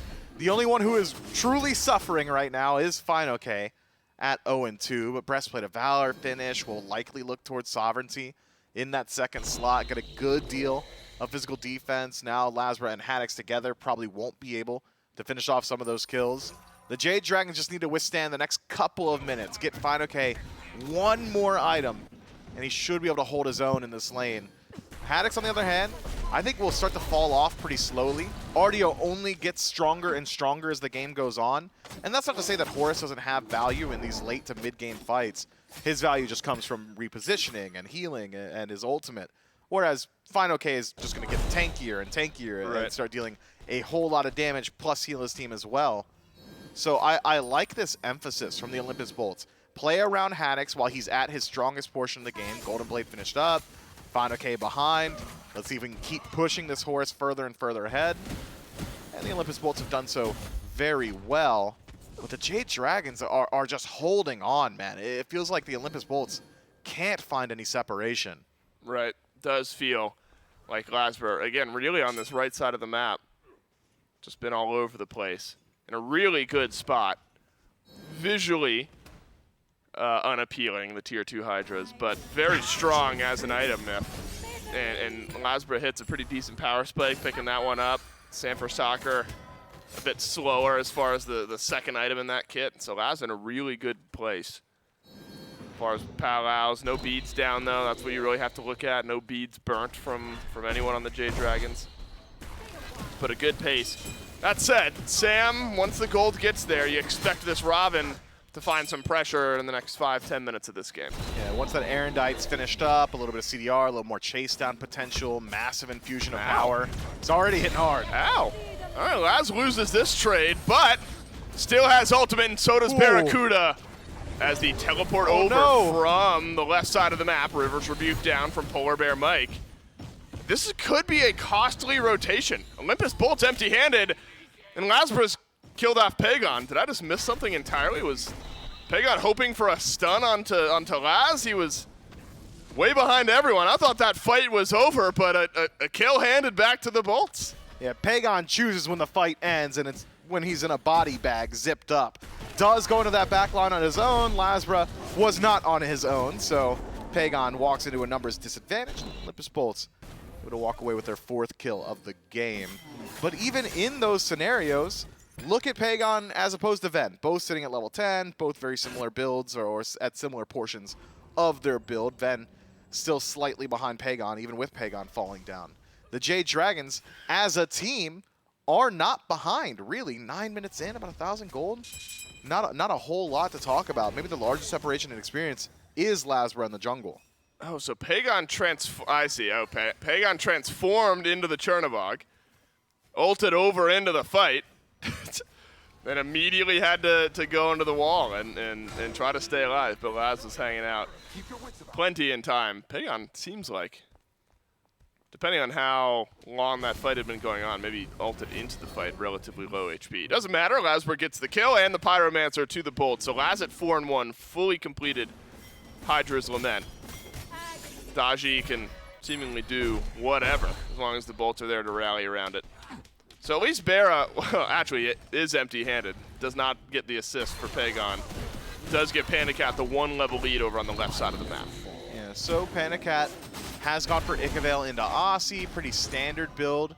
I'd expected to see something similar to what we'd seen a little bit earlier from Heimdallr, that Transcendence, just standard power pickup that we saw from Stu. Instead, PandaCat looking more so towards the boxing match, has got a slight edge in build over BaRRaCCuDDa, who has not made his way back to base. SMITE. Yeah, I think it caught him. Yeah, he's spotted out. No way he's able to rotate in towards this one. No farm on this side of the map, and that's the double-edged sword. That's why we don't see junglers make that rotation very often. SMITE walks over and just spends his time doing donuts on the map. Miff, would you rather have a single-edged sword? Yeah, almost certainly. Katanas are sick. All right, fair enough. It's like double-edged sword is it's a good and a bad thing. Yeah. Like in real life, they're just better. Like long swords, just better. Which is double-edged. Yeah. But you just said you wanted a katana. Well, yeah, I want a katana. Yeah, I want a katana. I'm not out there fighting battles, man. Right. I'm hanging that on my wall. Look, you and I, we're definitely not immune to, because we say a lot of, what is that term in English? Like a double-edged sword. Idioms? An idiom? You and I throw a lot of those out. And for some reason, you and I always have to discuss what it really means, and that's just Yeah, we're the idiom idiots. I like we're that. just a couple idioms sitting here on the cast, man. Happens so often. Olympus Bolts in really good spot here, 1.3 thousand gold ahead, but as far as the SPL goes, far from backbreaking. 600 experience, a lot of that lands with LASBRA and Haddix, but the 1 level lead for PandaCat and PolarBearMike evens that out a bit. So the left side of the map feeling good for the Dragons, mid to right feeling a bit better for the Bolts, and wouldn't you guess it, the gold differential right now is 7.2 thousand for LASBRA, and all the way down towards the bottom is Sam, 1,000 behind, and there's your gold lead. So as long as it's not Sam and LASBRA fighting, this game is about equal everywhere else. And even if it is Sam up against LASBRA, Sam's got tools to deal with LASBRA in the 1v1. We already talked about how Palal doesn't exactly work against Raven. You've got the ability to immune that one enhanced auto attack from LASBRA.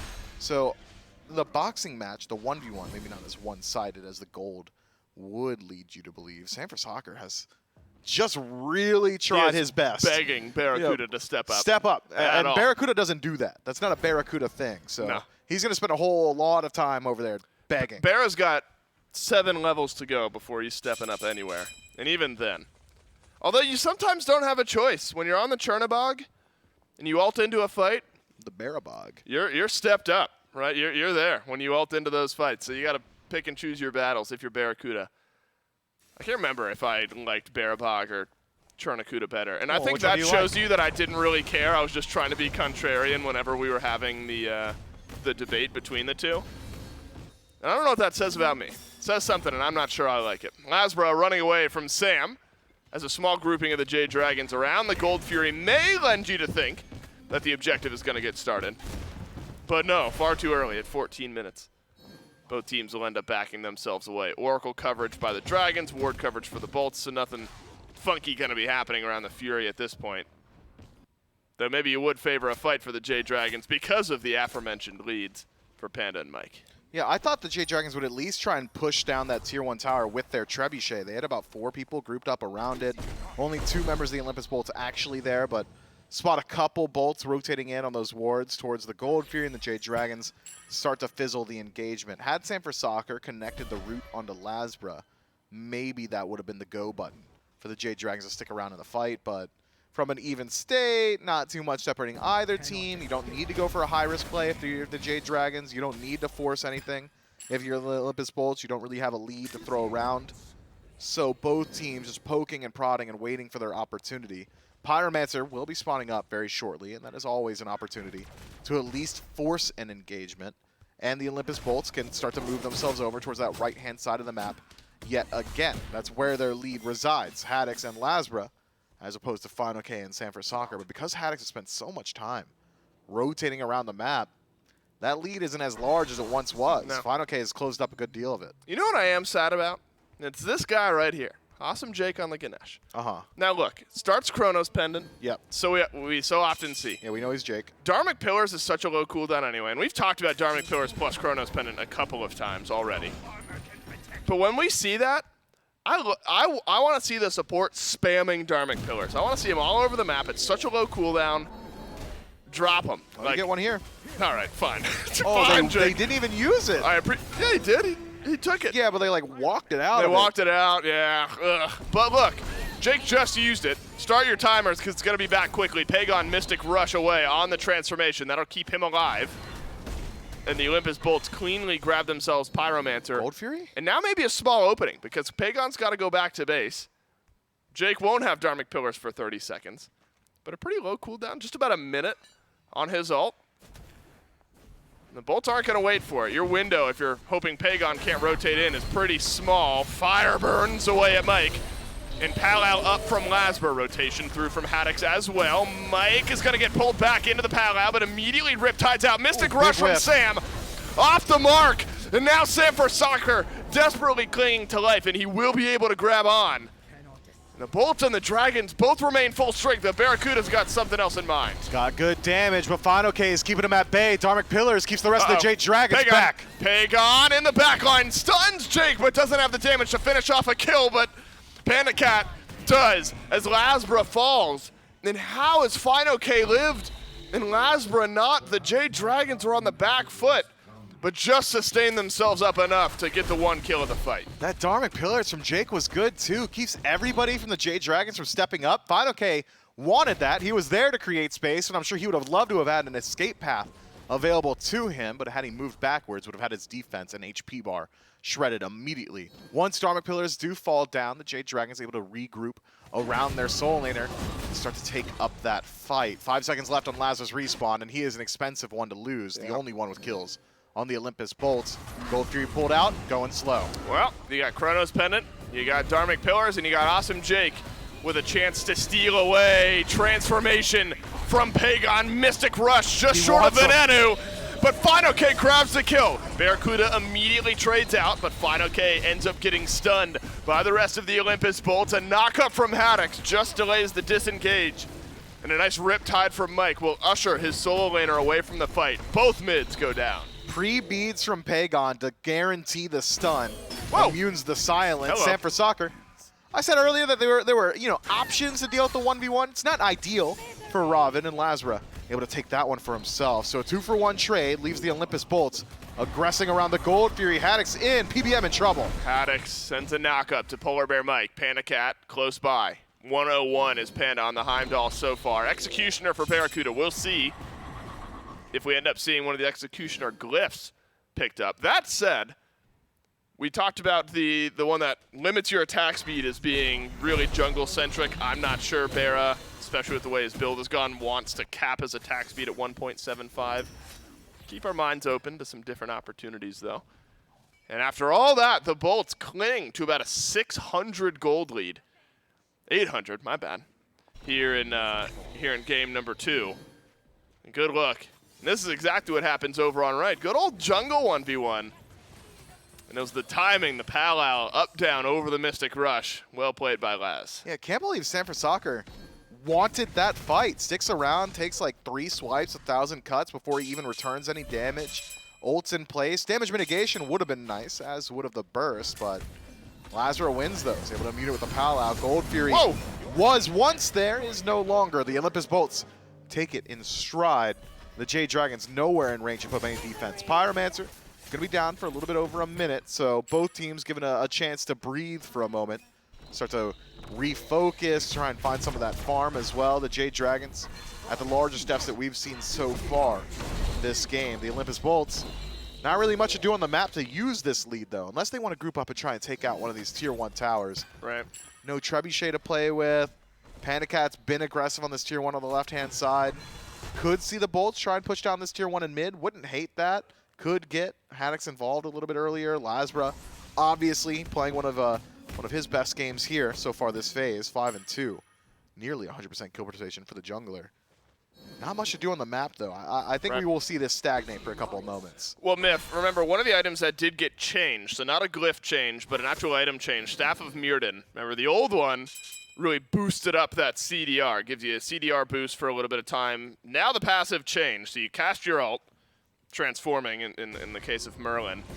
You get 25% increased damage. That decays a little bit over 8 seconds, and of course fully goes away after 8 seconds.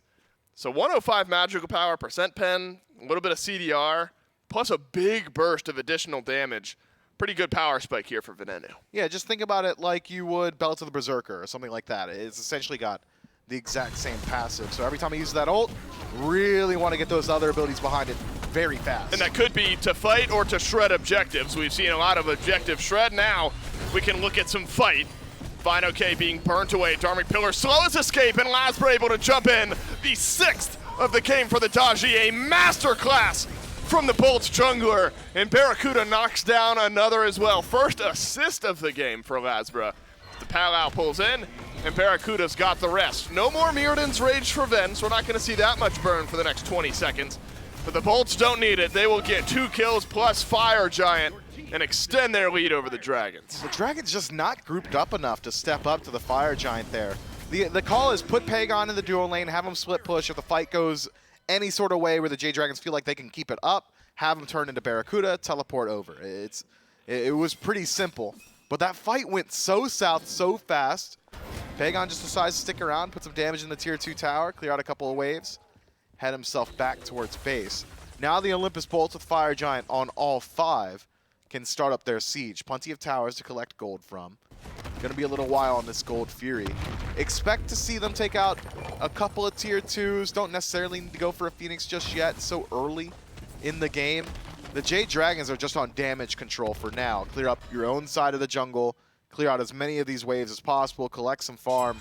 And try and weather the storm. Yep. The Bolts have got strong ability to remove these towers. Space control between Haddix and Jake. BaRRaCCuDDa can shred them very, very quick. Ven on this Merlin, very good on defense and offense. Just massive AoE damage with Muzen. Going to be proc whenever he really wants, just by nature of Merlin's kit. The Jade Dragons, on the other hand, defense, not exactly powerful. You've got a non-standard mage. Your space control is there, but your AoE damage really isn't. So spearhead composition for the Jade Dragons. Keep your eyes on Sam for Soccer in particular. He's going to be integral to the Jade Dragons' actual fight in these towers. All right, Myth. Now we get our first look at... So we got Magai's Revenge in Game 1, I believe. Now we get Magai's Shelter for PolarBearMike. Remember, this is the one where if the bubble gets popped, it bounces to an ally within 25 units, so that's not all that far. You got to be kind of close. It's super close. And they get protection now for 5 seconds from a hard crowd control effect. Technically 6, because if it doesn't pop Right. in that 5, you get 1 second of CC immunity Right. tossed on the end, which is actually a really interesting gameplay decision. Do I want to pop the CC immunity now so he doesn't actually have it for 6 entire seconds? I wonder Generally, you're holding on to your CC. I feel like if you see that bubble, you just got to get rid of it as quick as possible. Now, we have determined that if a full team has 5, it doesn't just bounce to each other, right? It's not like an endless supply of it. Pegon, We determined that? I was doing the round table with the mids this week. That'll be posted on YouTube, so make sure you watch that. And we talked about the Magai's Revenge. Are you Pegon sure? transforms, rather. Oh, he's dead. Into the Horus, and now the actual Horus is close by. Pegon will suffer a death here at some point. Aegis gets used, not sure he needed it. Probably dies off there either way. And now the Bolt's gonna pick onto Pegon and a tier 2 tower in a minute without having to fight against the Dragons mid. Yeah, the Jade Dragons have crumbled in Game 2. The Olympus Bolts establish a lead early on, and it is a complete inverse of what we saw in Game 1. Haddix to the skies. Jade Dragons, where's he headed? Left side, Jade Dragons a bit slow on the draw here, and the Bolts pop the Frenzy and pop the Bird. And now the Jade Dragons want to fight. They don't have Pegon for 25 seconds. The Phoenix is already gone, and the Jade Dragons trying to fight anyway. Burning down the health bars is Venenu, and the Jade Dragons desperately trying to find their way into the fountain, but I'm not sure they've got the leg for it. The Bolts will pick up another kill and left Phoenix. But now with an advantage can maybe go back towards mid. That's a good Riptide from PolarBearMike, but what does it do really? Sets up for some damage from PandaCat. That ends up being it. If Mike doesn't hit a 3 or 4 man Riptide there, that's a dead mid Phoenix for the Jade Dragons. So phenomenal play from the Dragon support just to buy a little bit of time on Pegon's respawn and burn away some of that timer with the Fire Giant buff just now wearing off. 1 minute left on that respawn. Oni Fury pulled out. The Jade Dragons could be in a position, or if they reset quick enough, can establish a defensive position around the Fire Giant itself. Not certain you want to take a fight there. You're like 11,000 gold down. I don't know if Sam and Pegon are going to get enough gold this game to also upgrade their glyphs to the Magai's Revenge. Maybe some revenges, maybe some shelters. Oh, right. Shelter is what I'm thinking of, right? Potentially some shelters. I was hoping to see what would happen if you stack 3 of them. I guess at that point, they don't bounce to somebody who's already got the bubble. Maybe you're guaranteeing that PandaCat gets one of the... Well, PandaCat would have to be within 25 units. Of one of those 3. Sam, Pegon, or Mike. And how often are you really standing 25 units away from an ally? I feel like that's almost just... You're probably getting hit by that first CC that pops the bubble. Right. Yeah, I don't know. At any rate, maybe you're just upgrading just for the, sake of upgrading. Maybe there's more theory to it. The Jade Dragons... Man, are they going to lose their mid laner again? LASBRA just counter out the pull with a pull of his own. And Haddix, well, you've got the chase down when you've got a Horus on your team. The Bolts again will knock down Pegon 1 and 4 this game. Jade Dragons mid laner has just not been able to get it done, and the Bolts have just put on a show. Really, LASBRA at the forefront of it. 10 out of 11 effective kills. The rest of the team playing their roles well. And now a good chance to send us on to a game number 3 as the Dharmic Pillars corral Mike right where the Bolts want him.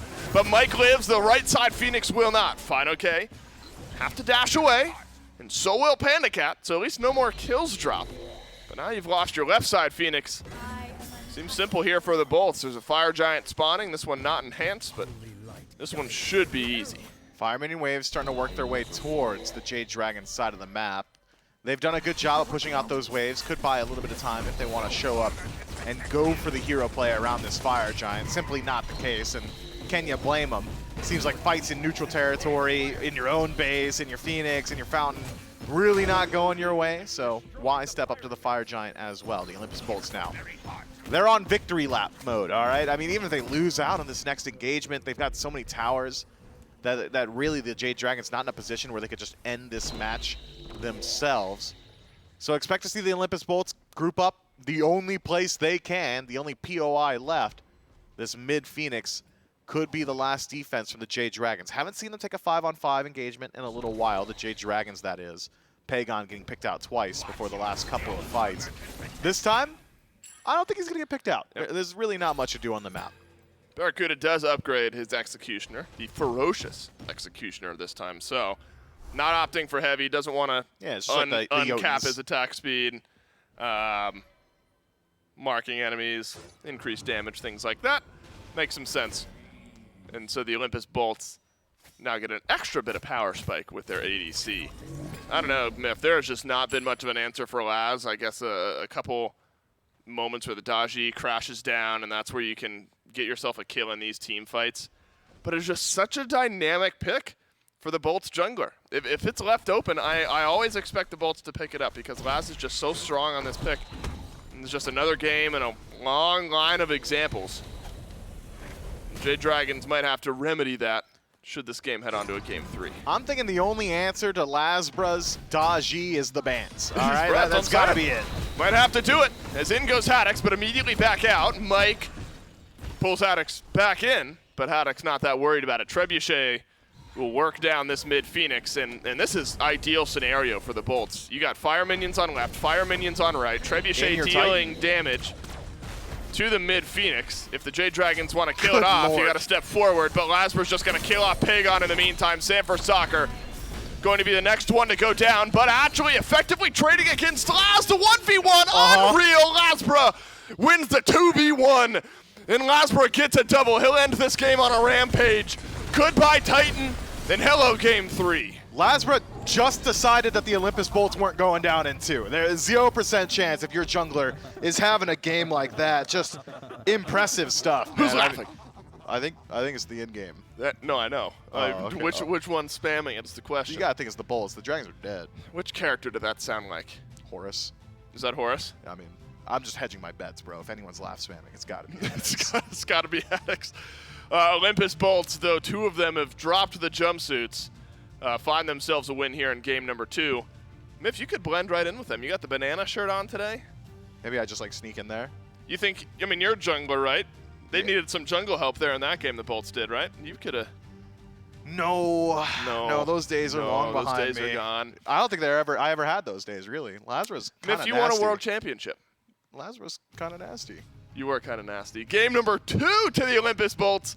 An anticipated game 3 between the Dragons and the Bolts right after this break.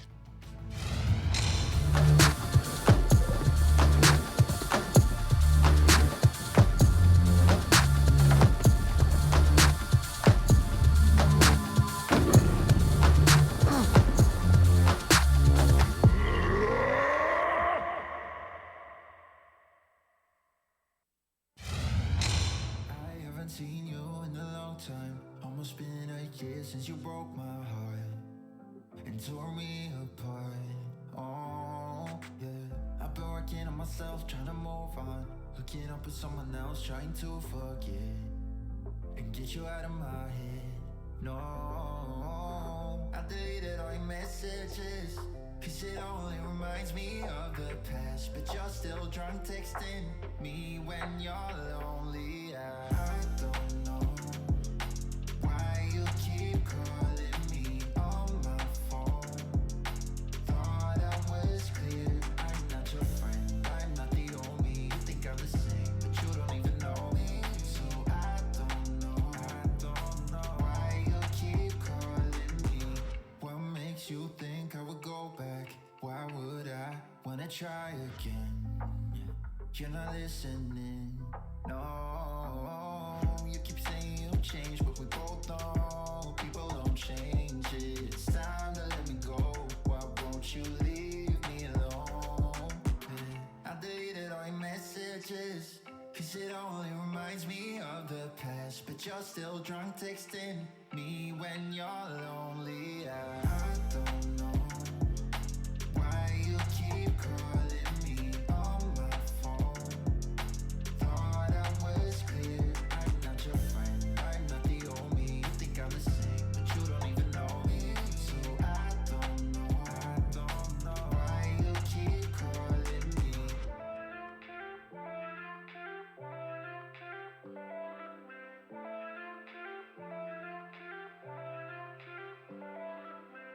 I deleted all your messages, cause it only reminds me of the past. But you're still drunk texting me when you're lonely. I don't know why you keep calling me on my phone.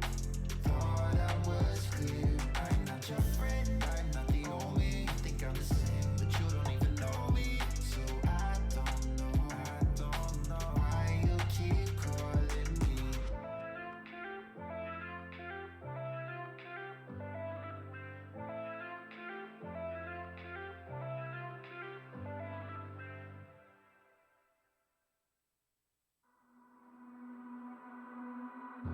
I promised I would wait for you, but I'm getting so impatient. Tell me that you're ready now. This room is big enough for two, and I wanna do that something that will blow your mind. Do you know the things you do to me? Touch me and I'll make you understand. Yeah. Do you know the things you make me feel? I can show you if you take my hand. I just wanna dance with you. Let me take you under where nobody can see. I just wanna dance with you. Harder than the summer, so put your hands on me. Put your hands on me, on me, on me. Put your hands on me, on me, on me. Put your hands on me, on me, on me. Put your hands on me, on me, on me.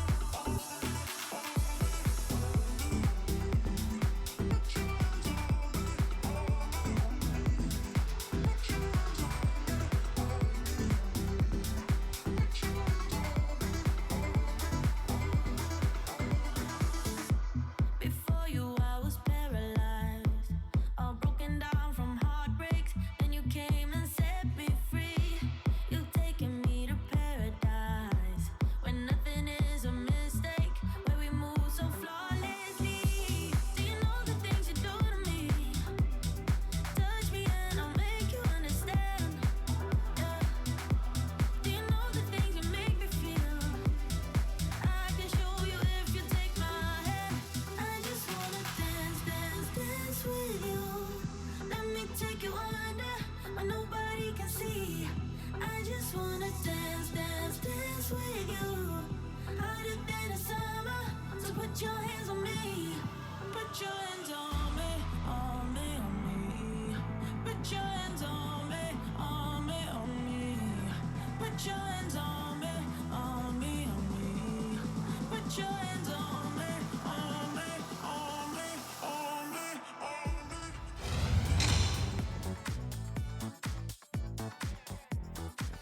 I win? What did it win?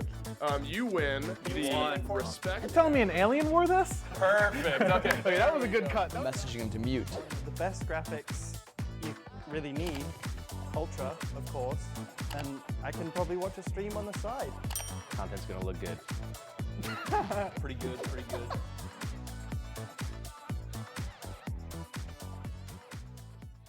That's right, youtube.com/SmitePro. You can catch up on all the stuff we do on Wednesdays during Media Day, as well as any other content we make with the pros. With Trelly one more time here on the Desk Scoremizer. 1-1 reads the score. The Dragons, unfortunately, that game just get rolled over the Bolts. Well, there were 5 of them that played. One of them, though, that I think we're going to be focusing on a lot here, Trelly. And you had even had a discussion with Jake about who to focus on. Yeah, we were walking out of the green room, and I said, can't wait to go on the desk and talk about LASBRA. And then I looked over at Jake, and I was like, oh, of course, and Jake. And he said, nope, this was the last GOAT this game. So it's very simple.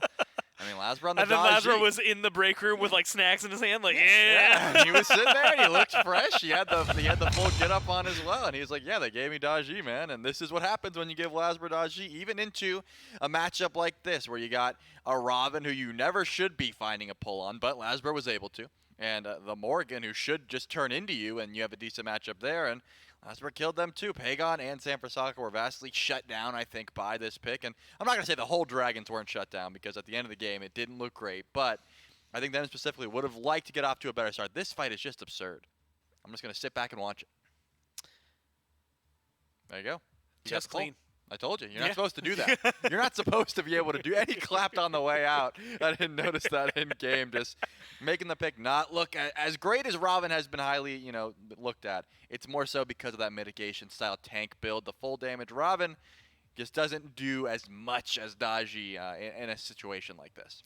Yeah, and there were moments like this. I mean, you just got one kill. Guess what? You're winning the fight against the other.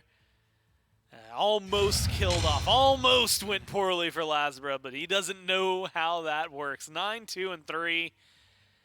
While BaRRa goes 3-0-4, and you get a 1-0-10 performance. Haddix, I think, playing this. I even saw Rowe mention on Twitter. He's surprised there aren't more people playing the Horus in solo lane. That it feels a little bit better, has a good impact. And we got to see what Haddix can do on this pick one more time. And keeps up pretty close in terms of damage with LASBRA. That 604 farm number, not quite matching PandaCats from game 1, but still pretty damn close. And just good control from the Bolts. And now, Trelly, I mean, we've seen a little bit of both, right? We saw a kind of scrappy first 10 minutes of game 1 into a very Dragons-controlled late game. We just saw a straight-up Bolts-controlled game. Now, who knows what we'll get in game 3. Yeah, in a game 3 situation like this, you have to look at the 2 standout picks. Game 1 was the Ullr, game 2 was the Daji. I have to imagine neither of those will be allowed to get through, so who made the adaptations throughout the set? Who's going to, have something in the back pocket that's able to do what Ullr and Daji are about to do for both of those squads?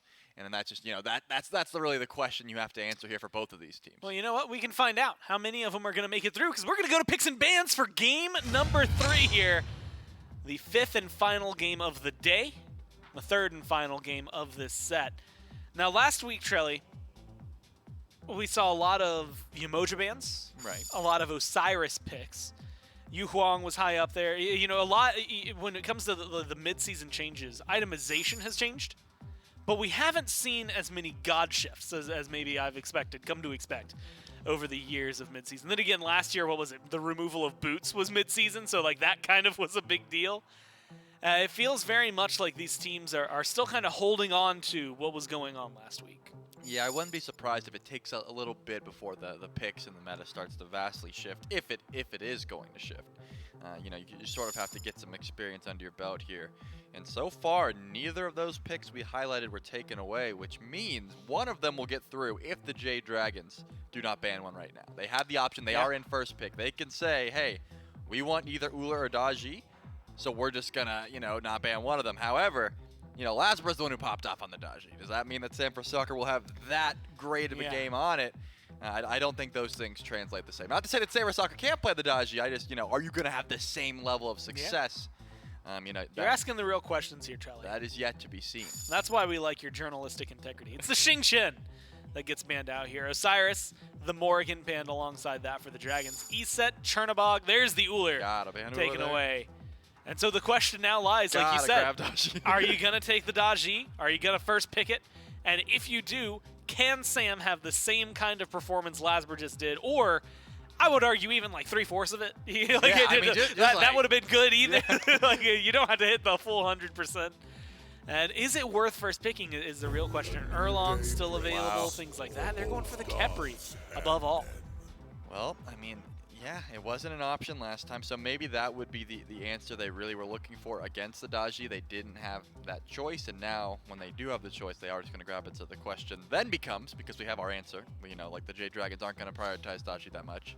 Will the Bolts just think, hey, LASBRA popped up on Daji, all he can do is pop off on Daji, or, and we already know that's not the case, is there another pick that they can value just as much, given the fact that they did let this Khepri through, which has a decent matchup into the Daji, right? The Scarab's Blessing is going to act as a cleanse, or just a resurrect in the middle of a team fight, which is both things that, Daji really doesn't appreciate. So I think because we're seeing the bank time being used here, just a little bit of thought process going on. It's not that immediate snap log. It's not the, okay, they gave us Daji, GG. That's definitely not the mindset here, and I think that goes to show how much they were, not looking forward to seeing the Khepri. And that's what's interesting about how highly they picked the Daji last time around, because it was the top in their top 3, and normally that's where you start to see a lot of those counter picks come through. Granted, some of those counter picks did come through and they didn't necessarily work anyway. So maybe they're trying to factor that into the equation. Hey, if we lock this in, what kind of things are we gonna have to deal with? Do you wanna deal with them? In game 1. Even though it was a loss for the Bolts, like LASBRA had a pretty good Fenrir game. Yeah, all things considered, it was a good game. It just, when PandaCat's running around doing whatever he wants, it's hard to think about anything else besides that. Yeah, and we've got our answer. It's going to be LASBRA/Ganesh, obviously, here, as he locked it in. No, it is the Daji locked in for the jungler here. The Ganesh run back for Jake.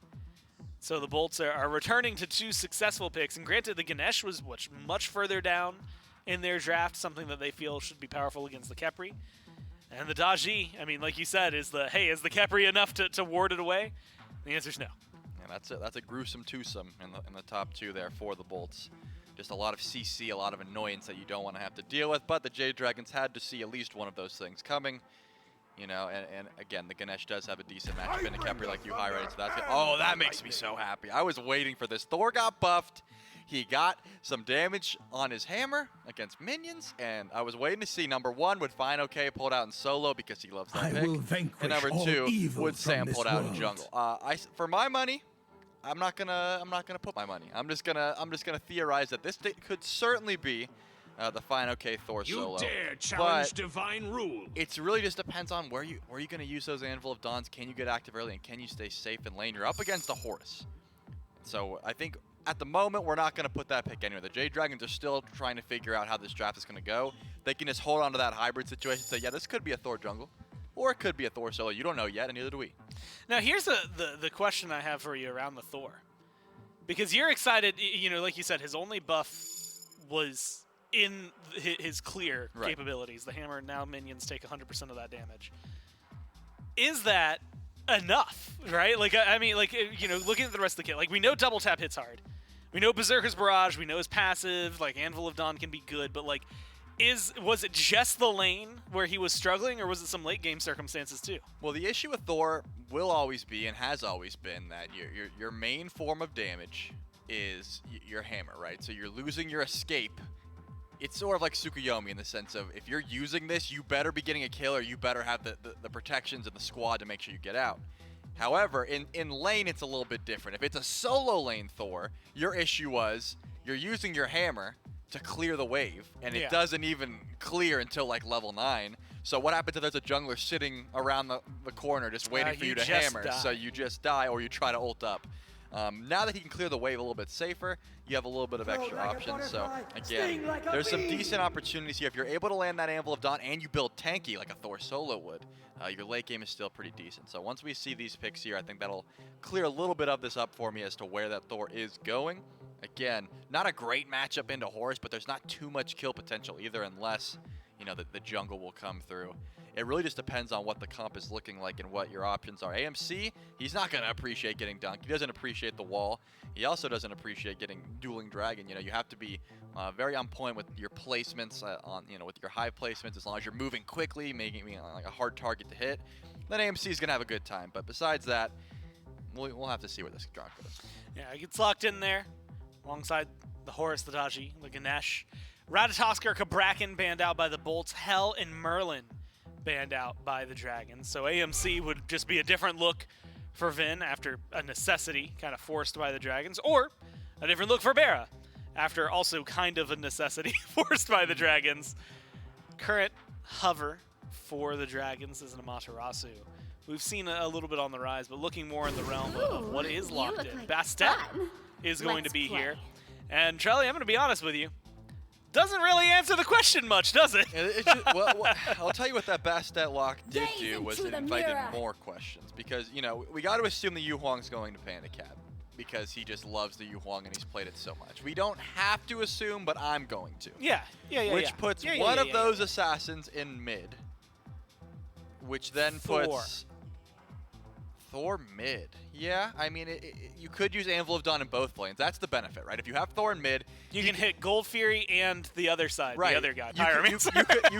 You could bait like you're going for red, ult to duo lane. You could bait like you're helping out of back camps, ult to solo. I guess that would be the benefit, but I missed the fineokay Thor solo, I suppose. So I guess I'm just holding on to that hope. Either way, no matter what. Oh, and let me be clear. I don't know that it's going mid. Oh, we I have just no said idea. that. Yeah, I just said that for the sake of like, what if Thor mid? Yeah, you said what if Thor mid? I tried. Didn't Pegon play Amaterasu recently, or am I going crazy? You might be going crazy. I might be but going crazy. He probably's done it at this point. Well, right? yeah. At the point, like, with how many streams I've been watching over the last few days, there's a good chance I've seen Amaterasu mid or Pegon playing it. I guess we'll see. But so you lose ranged physical damage. Well, ranged auto attack damage here if you're the Dragons. You've still got things like the hammer. Bastet can close gap pretty well, right? Mirror from Amaterasu. But like, this is like a wild amount of engage and initiation for the Dragons. Oh, yeah. Who's the follow? I guess they just all go in They at all once? are the follow. You're hoping a massive Thor dunk comes through, and I got bad news for whoever's piloting the AMC. You're the target, man. Like you have to hold on to those beads. There's a lot of CC on this. You have to dodge an Anvil of Dawn, a Huntress of Bast, and then a Dazzling Offensive, and you're still worried about Huang damage. Like that's not a fun time to be the B. You know, like you have one pair of beads. That's about it. From level 1 to 12, AMC's positioning is going to have to be pristine. And if not, you're going to have some trouble. However, you got LASBRA on Daji. You know, LASBRA on Daji. That's the counter argument. If you aren't killing off those, you're using a lot of CCMU and ult to try and get in. You know, there's going to be some damage coming from the Daji as well. Well, we do know it is the Amaterasu mid. So whether it was something that I remembered from the future, or either I remembered it from the future, or it was something that I've seen in the past, who knows. But Ama mid, Huang over there in the carry role, the Bastet in solo, Thor in the jungle. So you won't be getting your fineokay Jor, Thor over there. But we do get the Bastet back in a role that we've kind of seen her in a lot. And like you said, the initiation's all going to be there. But talk to me, like, so I'm assuming Amaterasu versus Amuz and Cobb is going to be the mid lane matchup. How does that work out? In my mind, Ven has to play extremely far back because the Anvil of Dawn is always going to be a looming threat, and if you do use beads on that, Pegon's going to have a Dazzling Offensive right after the fact. The Chain Stun is good, and your peel is a Ganesh, so it's not going to be the best option, but if you're staying at the tower line, you clear with Honey quite well. You never have to submit yourself to that gank. You can always just clear from the tower and say, I'm not stepping out. The issue is at the jungle fight, so when AMC has to rotate to the fights, that's when he's going to be the main target. You don't have a great opportunity to gank solo. You're ganking a Horus who has a lot of different ways to juke around, so I still think that Ven's going to be the main target here, and his positioning is going to have to be just top tier in that lane, or else he's going to be in some trouble. Now, we kind of glanced over it because there's been too much fun happening on the other side, but the Soul locked in here usually works out pretty well when BaRRA is playing it. We'll see how well it will work. It's game number 3 between the Bolts and the Dragons, and it's Dave and Mifflin. That's right. It's us two, and it's the Jade Dragons and the Olympus Bolts one more time today to break this tie here in game number 3. Potential standings implications in this one as well. Jade Dragons firmly in the middle of the pack, but playing like a very talented team. Of course, the Olympus Bolts right up top in the top couple of teams here in the league, Miff. And I will say the Jade Dragons came today as a team that's felt more creative, I guess, in their composition building. You get fineokay on the Bastet, Sanford Soccer on Thor. Now, PandaCat Huang is standard for this team at this point. Jade Dragons throwing a lot at the wall today and seeing what sticks. I'm not certain that I love what we got on the wall right now, but do you love anything on the? I mean, like wallpaper. Yeah, wallpaper's nice. Well, not exactly. No, Depends. wallpaper is like that's like a faux pas. Right. You want to paint your walls nowadays, right? Yeah, like off-white, eggshell preferably. An open concept. Yeah. With an island in the middle of the And room. I'm thinking hardwood floors, and I mean it when I say hardwood. None of this polyester wood. I want some shiplap, and I want concrete countertops. Concrete countertops. I'm telling you, it's the new wave. You were gonna scrape your hands. No, you smooth it out, man. Why not granite? Yeah, it's pricey. It's pricey, man. It is certainly more expensive than concrete. Get some Quickcrete from Home Depot. PandaCat needs to purchase some beads because he needs an extra pair here. Burnt beads from the Olympus Bolts early. Oh, PandaCat's playing mid. Yeah. Well, okay. I say that so casually. PandaCat mid, gang. Okay. Well, now this makes less sense. Well, it's now we got like Pegon doing like a cyclone spin thing, and PandaCat's just a mid laner. Like it is not untested. It's just roll swaps. And again, I'll get on my soapbox again because my argument in game 1 was that if you're gonna put Ullr in solo anyway, why not put the guy who's one of the best duelers in the world over there and see what happens? And it worked out rather than swap the god but not the players. This game, you didn't swap the god, but you did swap the player. So PandaCat is playing mid. All right, see how it works. As BaRRaCCuDDa on Soul early in this lane, Myth, getting pressure. You don't want a Soul at level 2 getting pressure, right? That doesn't feel great. Well, I mean, that's going to happen. Overheat, her autos are hitting for like 85 right now. Give them like one more item and then Pegon can bring the fight to BaRRaCCuDDa. As of now, Soul finding pressure early on makes sense to me. Jake pulled in, purple buff. Respawned. Just going to be annoying here. Yeah, if the Bolts are able to steal this away, I mean, there's Hog. It's been a very difficult laning phase for the Dragons, but at what cost? At what cost, Mike? It's first blood, you get the purple, but you drop a kill, and it's BaRRaCCuDDa on the Soul from minute 1 to minute 2.5. No, 2.9. Dang it. Able to grab first blood. PandaCat, I was going to say, has a level lead, but he's over in mid. Pegon actually a bit ahead as far as XP goes because Mike had died off, but BaRRaCCuDDa in a really good spot. Yeah, now PolarBearMike, no beats for 2 minutes. Could be a rotation from LASBRA, who should be ticking over to 5 during the duration of that beads respawn, so could be some pressure. No. Could be pressure immediately if Pegon gets caught out here, but the Olympus Bolts should be able to walk themselves out. Good damage out of Pegon. Tilts this lane back just a bit. BaRRaCCuDDa doesn't have any potions to immediately heal up. Gonna need to wait on the rest of that health bar to climb back up. SanForSoccer can get something going for the Jade Dragons here. Great wall. Forces Haddix the long way around, but Haddix takes it. This is his own side of the map. But Anvil of Dawn says hello. And SanForSoccer picks up the first kill of the game for the Dragons. Good timing from SanForSoccer. Decides to just wait out on that route from fineokay. Lands the Anvil of Dawn from there. Haddix steps up to the wave, tries to clear it out. Doesn't have a minion wave behind the wall, so he's just stuck there, forced to fracture into the jungle. Jade Dragons strike back and even control LASBRA's rotation on the map. Now Daji on the right-hand side, can't rotate over towards PolarBearMike. Would love to use this Powwow on Mike while he's still a minute out from those beads coming back up and doesn't have access to Scarab's Blessing, but would have been inefficient to let that farm just die to the tower, so has to head over that direction. The Jade Dragons have got a composition that is strange from conception, but can work out. The only question mark I've got for it is, how does the late game team fight look? At this portion of the match, you're expecting the Jade Dragons to likely pull ahead. They've got a bully duo lane, global presence out of the jungle, fineokay playing a hyper carry in lane himself. So as of now, the Olympus Bolts having a lead, very indicative of how the pacing of this game is going to go. You'd really think the Jade Dragons with this draft would be in the position the Bolts are in right now, but instead it's the Bolts just doing whatever they want. Jake, Dharmic Pillars, steals away the Greater Scorpion. That's what I'm talking about. He doesn't even have the Chronos pending yet. He didn't need it. That's what I'm talking about. I want some of that. Doesn't have Chronos yet. It's a low enough cooldown anyway. Drop it. See what happens. You get yourself the Greater Scorpion. All right, so okay, this is easy work for us. We've got so much to talk about over these last couple of games. Oh, look at a little Bancroft. Now we're getting Bancrofts from BaRRa. And, of course, a couple options as far as glyphs now on that item. The attack speed stacking option seems pretty good on a soul. But I'll reserve that conversation for when it's actually fully locked in. Jake gets a decent power spike here. Myth does get the Chronos Pendant.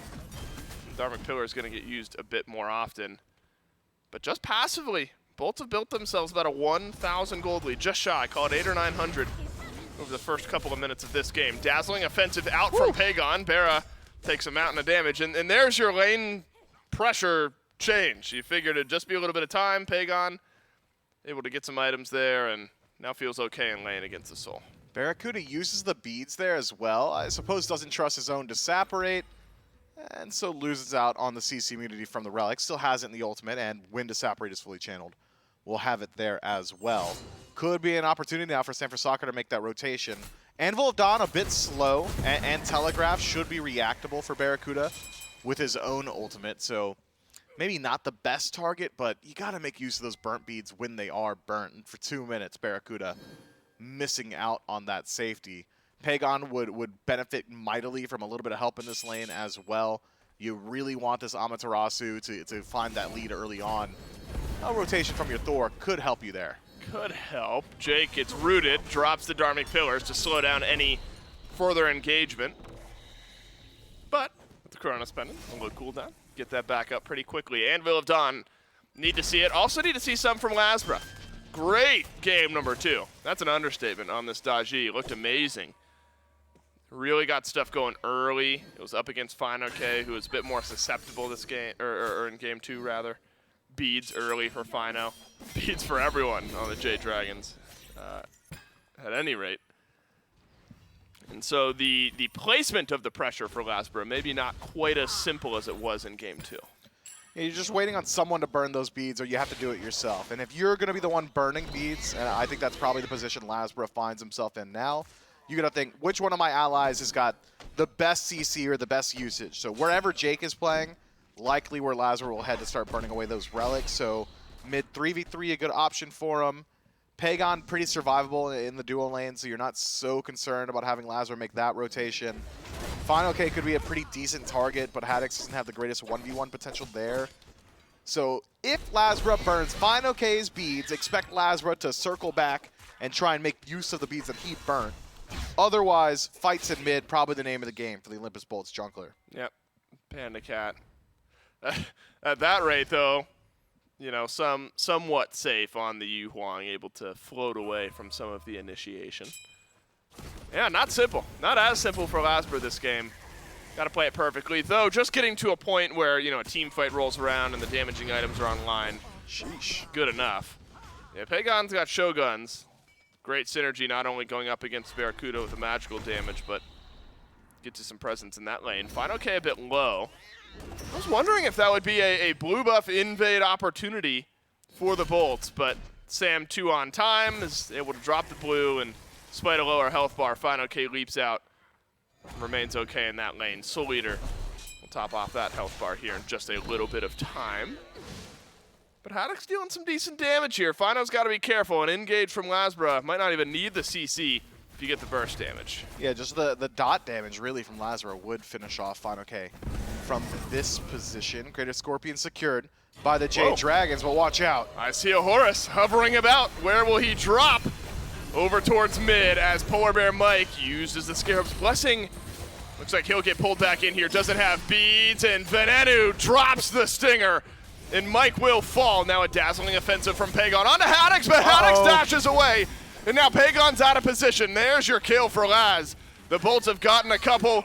The Bolts have made it a double for LASBRA, and a no-good fight for the Dragons in mid. fineokay leaps in, but will not leap his way back out. Drop down to half HP. The Olympus Bolts, just superior rotations. Haddix gets involved first. BaRRaCCuDDa there to follow up, and now the Pyromancer targeted the aggression.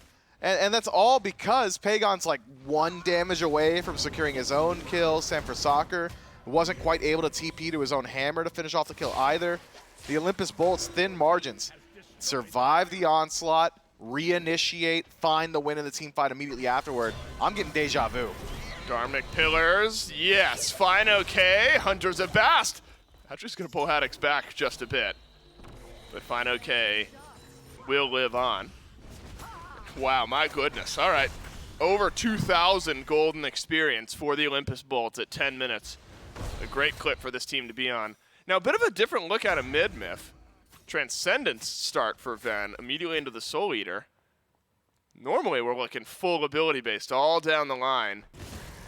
You know, percent pen, great. That'll help out your abilities too, but wanting a little bit of sustain in the mid lane build as well for Venenu.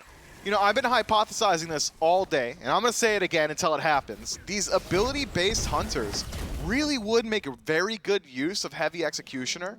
So, Soul Eater in second slot, a little bit of penetration, some ability lifesteal, you're sacrificing a bit of attack speed. Generally, we'll see, like, on Uul, not necessarily AMC, but you go, like, Transcendence, immediately into, like, the Jotun's Wrath afterward, Hydra's Lament, maybe you're looking at Titan's Bane afterward.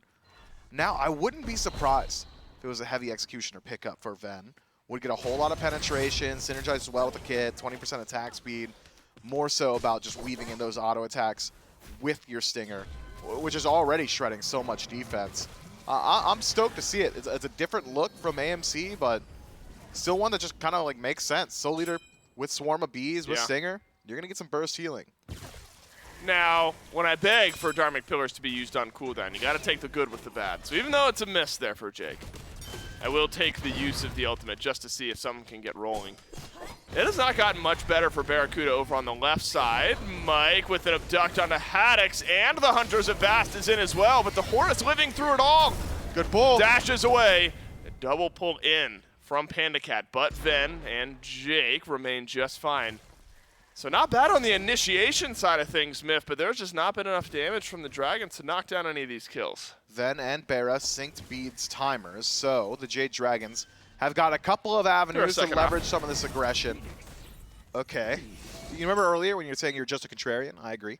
SMITE could just anvil down either of these guys, and I would love to see it. Not wrong. That's fine. Dharmic Pillars come back up onto the Gold Fury. It goes to the Jade Dragons! Steal it away at SMITE with the Anvil of Dawn. But what is the cost now? Massive stun from the Thor. Watch out. And then the hammer with the double tap. SMITE, no escape. Horus can reinitiate. Sends the rest of the bolts over towards right. Now PandaCat in mid.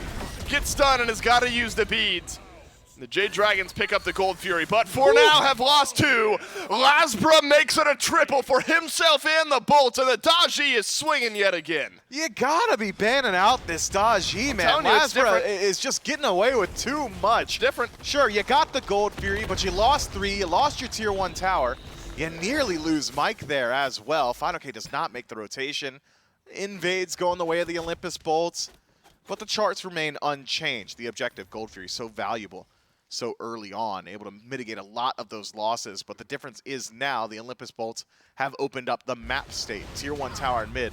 So important when you're dancing around Pyromancer, subsequent Gold Furies. You gotta have that retreat path. You don't exactly have one now as the Jade Dragons, and we've seen what the chase down potential for the Olympus Bolts looks like. These massive repositioning ultimates from Haddix, LASBRA weaving his way into the back line, Jake separating you with the Dharmic Pillars. Into a composition that is already so hard to retreat from, losing your goal and pushing it back to your Tier 2, only going to make it harder for the Jade Dragons. Mike goes back and full buys the Magi's Shelter, and so that'll help. He's thinking of something, man, my boys need some CC immunity. They need some help. But again, you got to be so close to your teammates for a lot of that to work. You know, I guess if you're looking at like full utility Khepri, Scarab's Blessing and the Magi's Shelter, I mean, feels nice if you can get a value bounce to one of your teammates. A small bit of good news for the Jade Dragons is while all that was going on in mid, fineokay was just hanging out, farming up the right side of the map, got some good tower damage onto the Bolts Tier 1, pulled the level lead over Haddix. But the jungle is just brutal right now. LASBRA 3 levels ahead of Sanford Soccer. This Daji, I mean, look, run back my commentary from game 2. Wherever LASBRA goes, a good team fight seems to follow just because of how strong he is. Now you've got Heartseeker into the Hydras. Again, might not even need the CC if you've just got the level of burst that this Daji has. And the burst is certainly there. It's going to be much higher once that Hydra's Spork is transformed into a Lament. BaRRaCCuDDa in some trouble. Returns his damage to Pegon. This time doesn't even have to use the beads just to separate to avoid the dazzling offensive. I mean, look. Can fineokay get out? Can, but Can has to LASBRA use get the out? ultimate. Yes, LASBRA also uses the beads. But back to the Pyromancer. Pegon underneath the tier 1 tower here. BaRRa deals a lot of damage. Pyromancer over to the Olympus Bolts. Sanford Soccer is going to take this opportunity, steal away the purple buff. So BaRRaCCuDDa's been pushed back through the majority of this laning phase. Still no glyph on the Bancrofts. Into one of the book items as well. And so no rings on this soul just yet, Myth. Sort of a mage/auto attacker style of build, which again has me intrigued where this Bancroft's talent ends up going as far as glyphs go. If you want the It's attack gotta speed. be nimble. Think we want the attack speed? You know what? I am no stranger to definitive statements, Dave. I am almost certain that Bancroft's Claw is just always worse. That item, you're like almost never getting the full percentage HP shield stack. You're really not applying a whole lot of additional damage either. And this build in particular going so much towards just standard mage this early on with Bancroft's in first slot on a mage ADC. You got to get that attack speed somewhere. You said it yourself. Yeah. No rings? Might as well pick yourself up a nimble Bancrofts. Well, I don't want to make it too obvious, Myth. You got to keep some intrigue in the game, but maybe not. Maybe not as far as builds go. That one just makes too much sense for BaRRaCCuDDa. Initiation attempt from Haddix and Ven. Some actual big ultimate cooldowns now off the map for the Bolts for the next couple of minutes. To the Skies and Stinger, both gone. fineokay had to use Hunters of Bast, but have seen more farming from the Bastet than fighting, hence the 2-level lead that Fino's got over Haddix. And into what looks like will end up being a bit of a hybrid build from Fino. Soul Eater Transcendence, but then Glad Shield.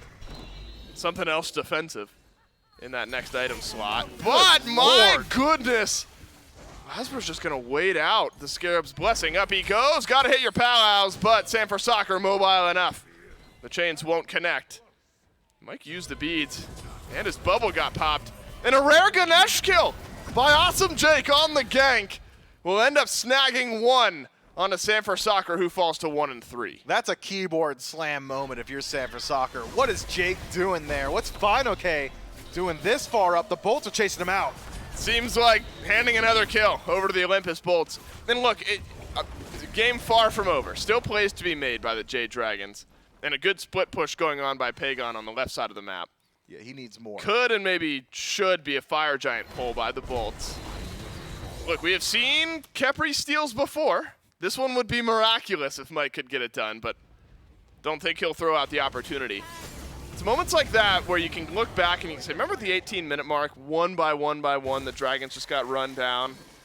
That's where it feels like the game changed, and it seems like we saw that type of moment from the Bolts. I'll tell you where the game changed. It was the second lock-in in P's and B's, man. How does this Daji get through again? It's like the Jade Dragons said, yo, LASBRA can't do it twice. That's a fluke. Clearly not. You would think Mike burned through again. And that's just the Dharmic Pillars from Jake corralling Mike. Scarab's Blessing not back off of cooldown. Olympus Bolts get themselves 5 members with Fire Giant. Tier 2 tower down, and the small opportunity to get a pick for the Jade Dragons seemingly has gone by the wayside. BaRRaCCuDDa still on the disengage. Teleport not there from Sanford Soccer, so the Bolts, with the help of Haddix, able to work themselves out of there, and the Fire Giant, with 3 minutes left on the timer, will still find some value on the map. Right side tier 2 tower, a stiff breeze from getting knocked over. Still got a couple of objectives on the left side of the map you can contend with. Primal Fury, couple of towers. The Olympus Bolts can start to slowly work their way through the map. Looks like Bancroft was upgraded by BaRRaCCuDDa. I believe that is nimble. You're right. So attack speed over to him means that your siege potential has just hit a major boon for the Olympus Bolts. Boop, boop, boop, boop, boop. Well, you said it yourself, man. It's a low cooldown for Dharmic Pillar. That'll probably be back up by the time you actually approach a team fight proper. Yeah. So the Olympus Bolts can oh my God. go through this tier 1. I didn't expect it to be that low. Oh, yeah. And then 40 Chronos Fennec's seconds gonna be after he working on dropped it. Yep. Yeah, no, that is just fine. I want to see the Jade Dragons rally around their CC. We haven't seen Pegon in an actual team fight in a little while. No 5-on-5 engagements. That's your linear initiation. You need value from Dazzling Offensive. You do. Pegon has found value as a split pusher this game, but at 0-2 and 0-1 for Panda, 0-2 for Pegon, 0-3 for Mike.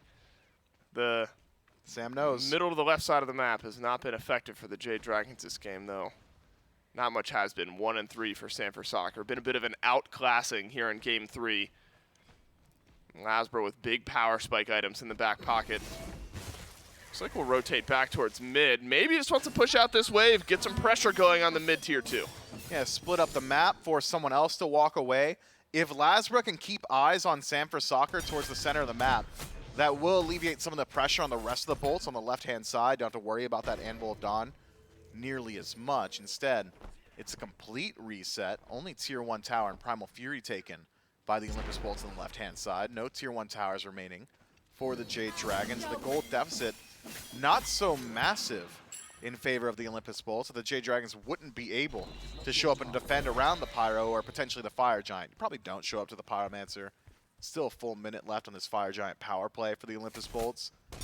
I could see the Bolts grouping up, try and knock over that right side tier 2, disengage, fall back to the Pyro, reset, spend the gold, group up on Fire Giant, if we had to guess.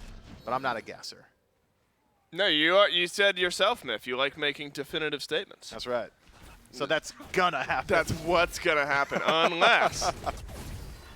I was hoping for like a dramatic LASBRA gank in, you get the kill, snowballs out of control, suddenly the game's just over.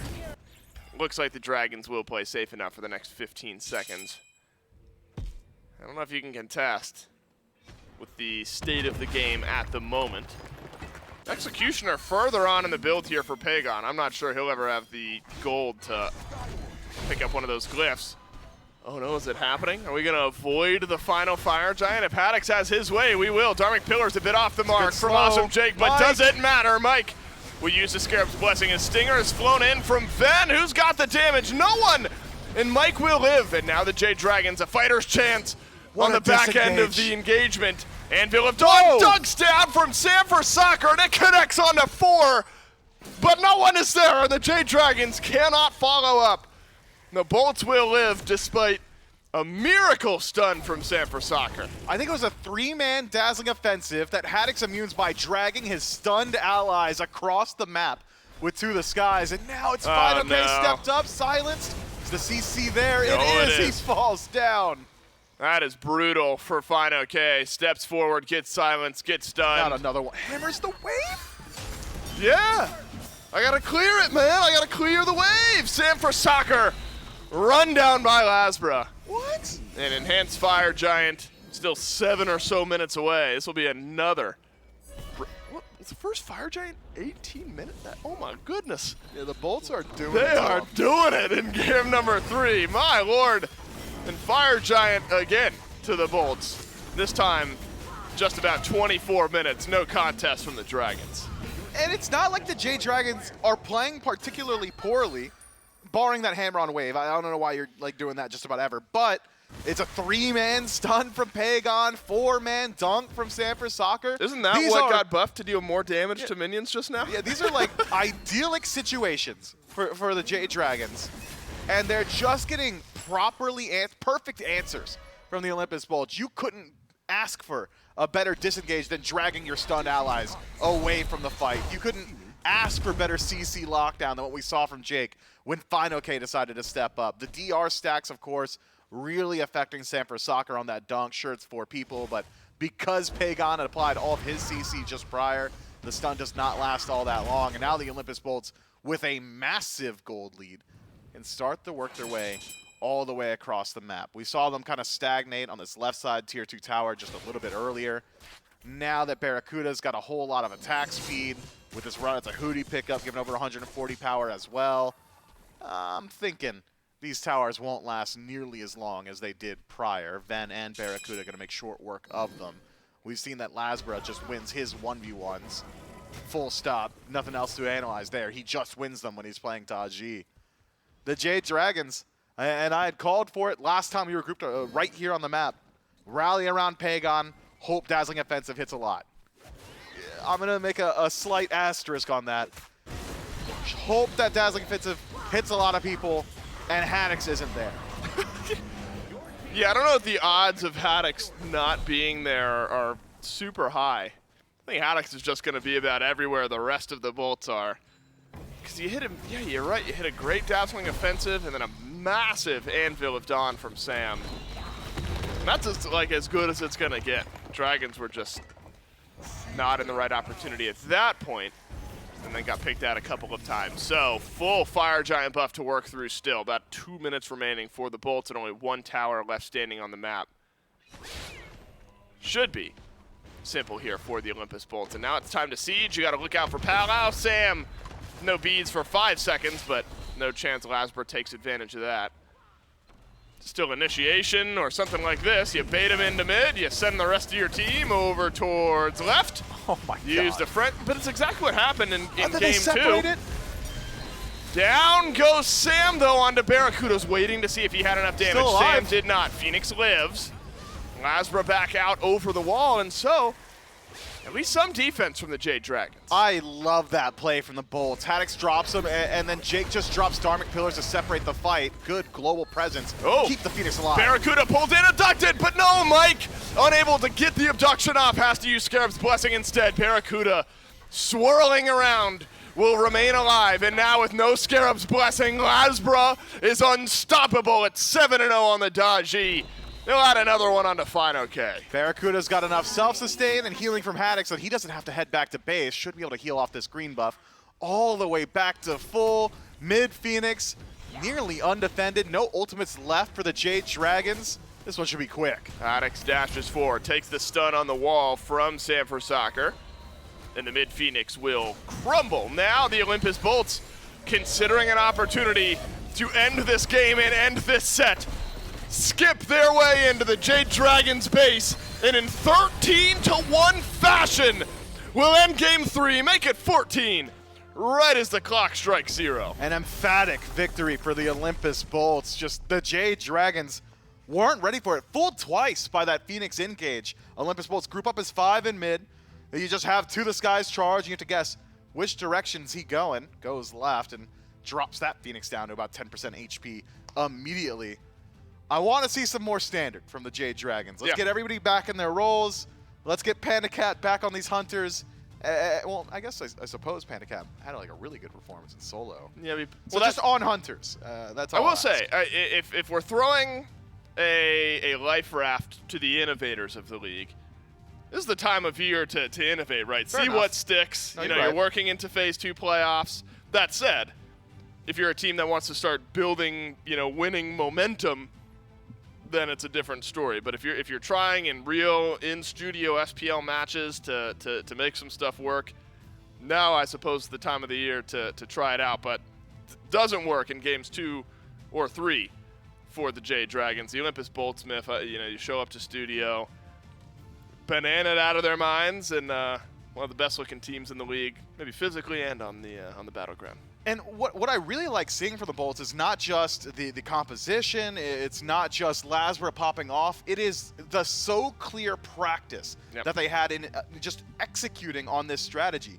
That play around the Phoenix where they go to left and just have Dharmic Pillars separate the entire fight, that is something you have practiced before and only doesn't work off rip because there's a Thor on the side of the Jade Dragons. That's smart. That's maturity from Jake. We've seen growth from this team, and it pays off here in a big way up against the Jade Dragons. Bolts will take the set 2-1. We will take ourselves back to the desk for the breakdown. Another Dragons Bolts set. Surprisingly here, another Bolts victory. This is one that more recently, it's been going a little more back and forth, Trelly. A very, very interesting one. Good draft, good play in the last 2 games there from the Bolts. Very, very clean games in terms of kill count. LASBRA was a pretty big deal. in all 3 games, definitely in game 2 and 3. But I think the Horus, the Ganesha, the way they play, the teamwork here in this one, feels like it's a little more solid evidence of the 5-man squad of the Bolts. Yeah, I think the Bolts as a whole definitely looked pretty solid there. And I sort of hypothesized at the beginning of the game, if Ven's positioning wasn't on point, that he'd be getting focused a fair bit.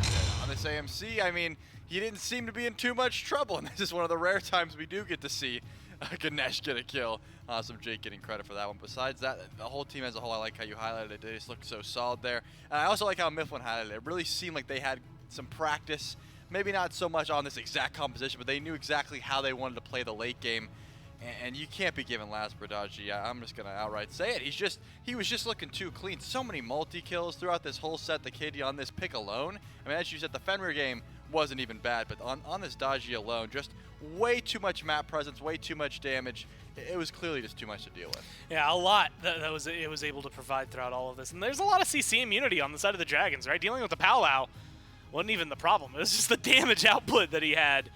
It made things, I think, even more difficult for the Dragons, although the powwow itself ended up looking out pretty good for them. Again, very clean play coming down from the jungler and then matched by a majority of the rest of the team. 7-0-4 there. 1-0-11. Now that's something you get to highlight there for the Ganesh. BaRRA brings out this soul, he gets to use the Bancroft's talent, which I think looks incredible early on. Lots of good damage. Someone that we hadn't seen in a long time in terms of God pick. So it was nice to kind of have that come back. Same thing, the Horus solo 2 times in a row. Just looks and plays well. Yeah, and I think, the cast, rather, was also talking about how the Jade Dragons were certainly trying different styles of compositions here. It wasn't like PandaCat looked bad on the Huang. It wasn't like Pegon wasn't playing, like getting some massive Amaterasu. Yeah. Well, it was just, if this is their experiment, and they're just trying to see what kind of different team comps they can throw up against the wall and see what sticks. I saw some good things throughout the game, but at the end, the end result is what you have to look at ultimately, and it wasn't the comp that really brought the win, as we can see. Just some fresh-looking gamers about to walk in here. We got a small look at them. I've got good news. They're not about to walk in. They are in here. It's just whether or not they show up on camera. The Bolts, look, a 2-1 win. This is the second time they met up with the Dragons this phase. The second time that they were able to beat them, which again has been something that was consistently difficult for them in the past. I think not too long ago, it was like 6-2 in favor of the Bolts. Now it's 6-5. With the Bolts just slightly behind in terms of where the Dragons are. So I think a lot of fun looking at where this matchup could be. They won't see each other, though, until potentially a LAN tournament up here soon. So, Masters, maybe they'll meet up with each other, and that'll be the time that we finally see them. But we do have, I see LASBRA and Haddix standing by for the interview. And LASBRA, I'm going to go to you first here, because you had a hell of a set there. How much of that do you attribute to the outfit? Oh, all of it. If I didn't have the outfit on, I would have lost. Hell yeah. So where's the dodgy power coming from? Where's the Fenrir? Like, where's it all stored? It's just all in here, the fanny pack. Yeah, okay, I get it. It's too clean. So, Haddix, I'll give you, the unfortunately more serious question here. What is it in Game 1? There's a lot of back and forth between you and the Dragons for the first couple of minutes, and then afterward, it just kind of starts to fall apart. Where did it break? Well, let's just say I didn't look to play Sobek today, all right? Listen, we were scrimming this, this week, and then we come in, and then they say, hey, just kidding, we're changing it from 15 to 17 in an awkward spot. Not looking to play Sobek today. Picked it. Didn't go well. That's where it about ends for me. I picked Sobek. I'm definitely letting my curiosity get the better of me here. How comfortable? You're all wearing the same shoes. How comfy are they? They're like $16. They're like my feet are kind of sweaty and my heel is hurting. They're not good. And not great. These pants. But they match, and that's what matters. Yeah, fashion over function, right? They're cheap. Oh. Well, so you guys, LASBRA, I'll ask you one more just to keep it somewhat serious. You know, this has been a matchup that has been kind of difficult in the past, beating the Dragons. You've done it twice this phase. Do you think this is something that's, just like regular season blues? Do you think we can start to expect this at LANs? What's this matchup going to look like in the future? I mean, I'm always expecting us to win, but this is the regular season right now. They're trying out a lot of new stuff, like switching lanes and all that. They have to get used to that, like positioning in laning phases and stuff. It's typically a little bit hard if you're not used to it. But when I'm going into the Masters, I'm still like expecting to win against Jade Dragon. Still expecting to win. All right. Well, that's exactly what I want to hear, and I'm sure that's what all the Bolts fans out there want to hear. Thanks, guys, for your time. Congratulations on your win. And enjoy the outfits, man. Yeah, thank you. As well as the rest of the 3. They're standing out over there. You guys don't want to, you want to come in? Get seen? No? Okay. No. Right? Yeah. Yeah. Okay, come over. We're pulling them in. Reluctantly. Hey. But we're pulling them in. BaRRa The full wanted look to on the come. Bolts. You can see that BaRRa wanted to show up on camera again. Please do. Look at that. Okay. Now, how many? More? A lot of you are like over 6 foot, right? Yeah. That's what are you trying to say? What I'm trying to say. Jake is the take it size easy. of a Take it regular easy on him, human. right? It's the same thing I get when I'm casting. Like, you stand next to Dave, and I feel like I'm tiny, and it's just that I'm like Jake. We're regular-sized people, okay? We got these monstrosities near. Yeah, regular sized average height. Yep, 5'9". Yeah, see? Yeah. It's just these guys are just giants. Like, I don't know. Well, you guys look great. You're rocking the outfits. Feels good. From head to toe, bright yellow. It's a lot brighter on the camera than it is in person, but it's very bright. Once again, congratulations on your win, guys, and have a good night. Thank you. Oh, man.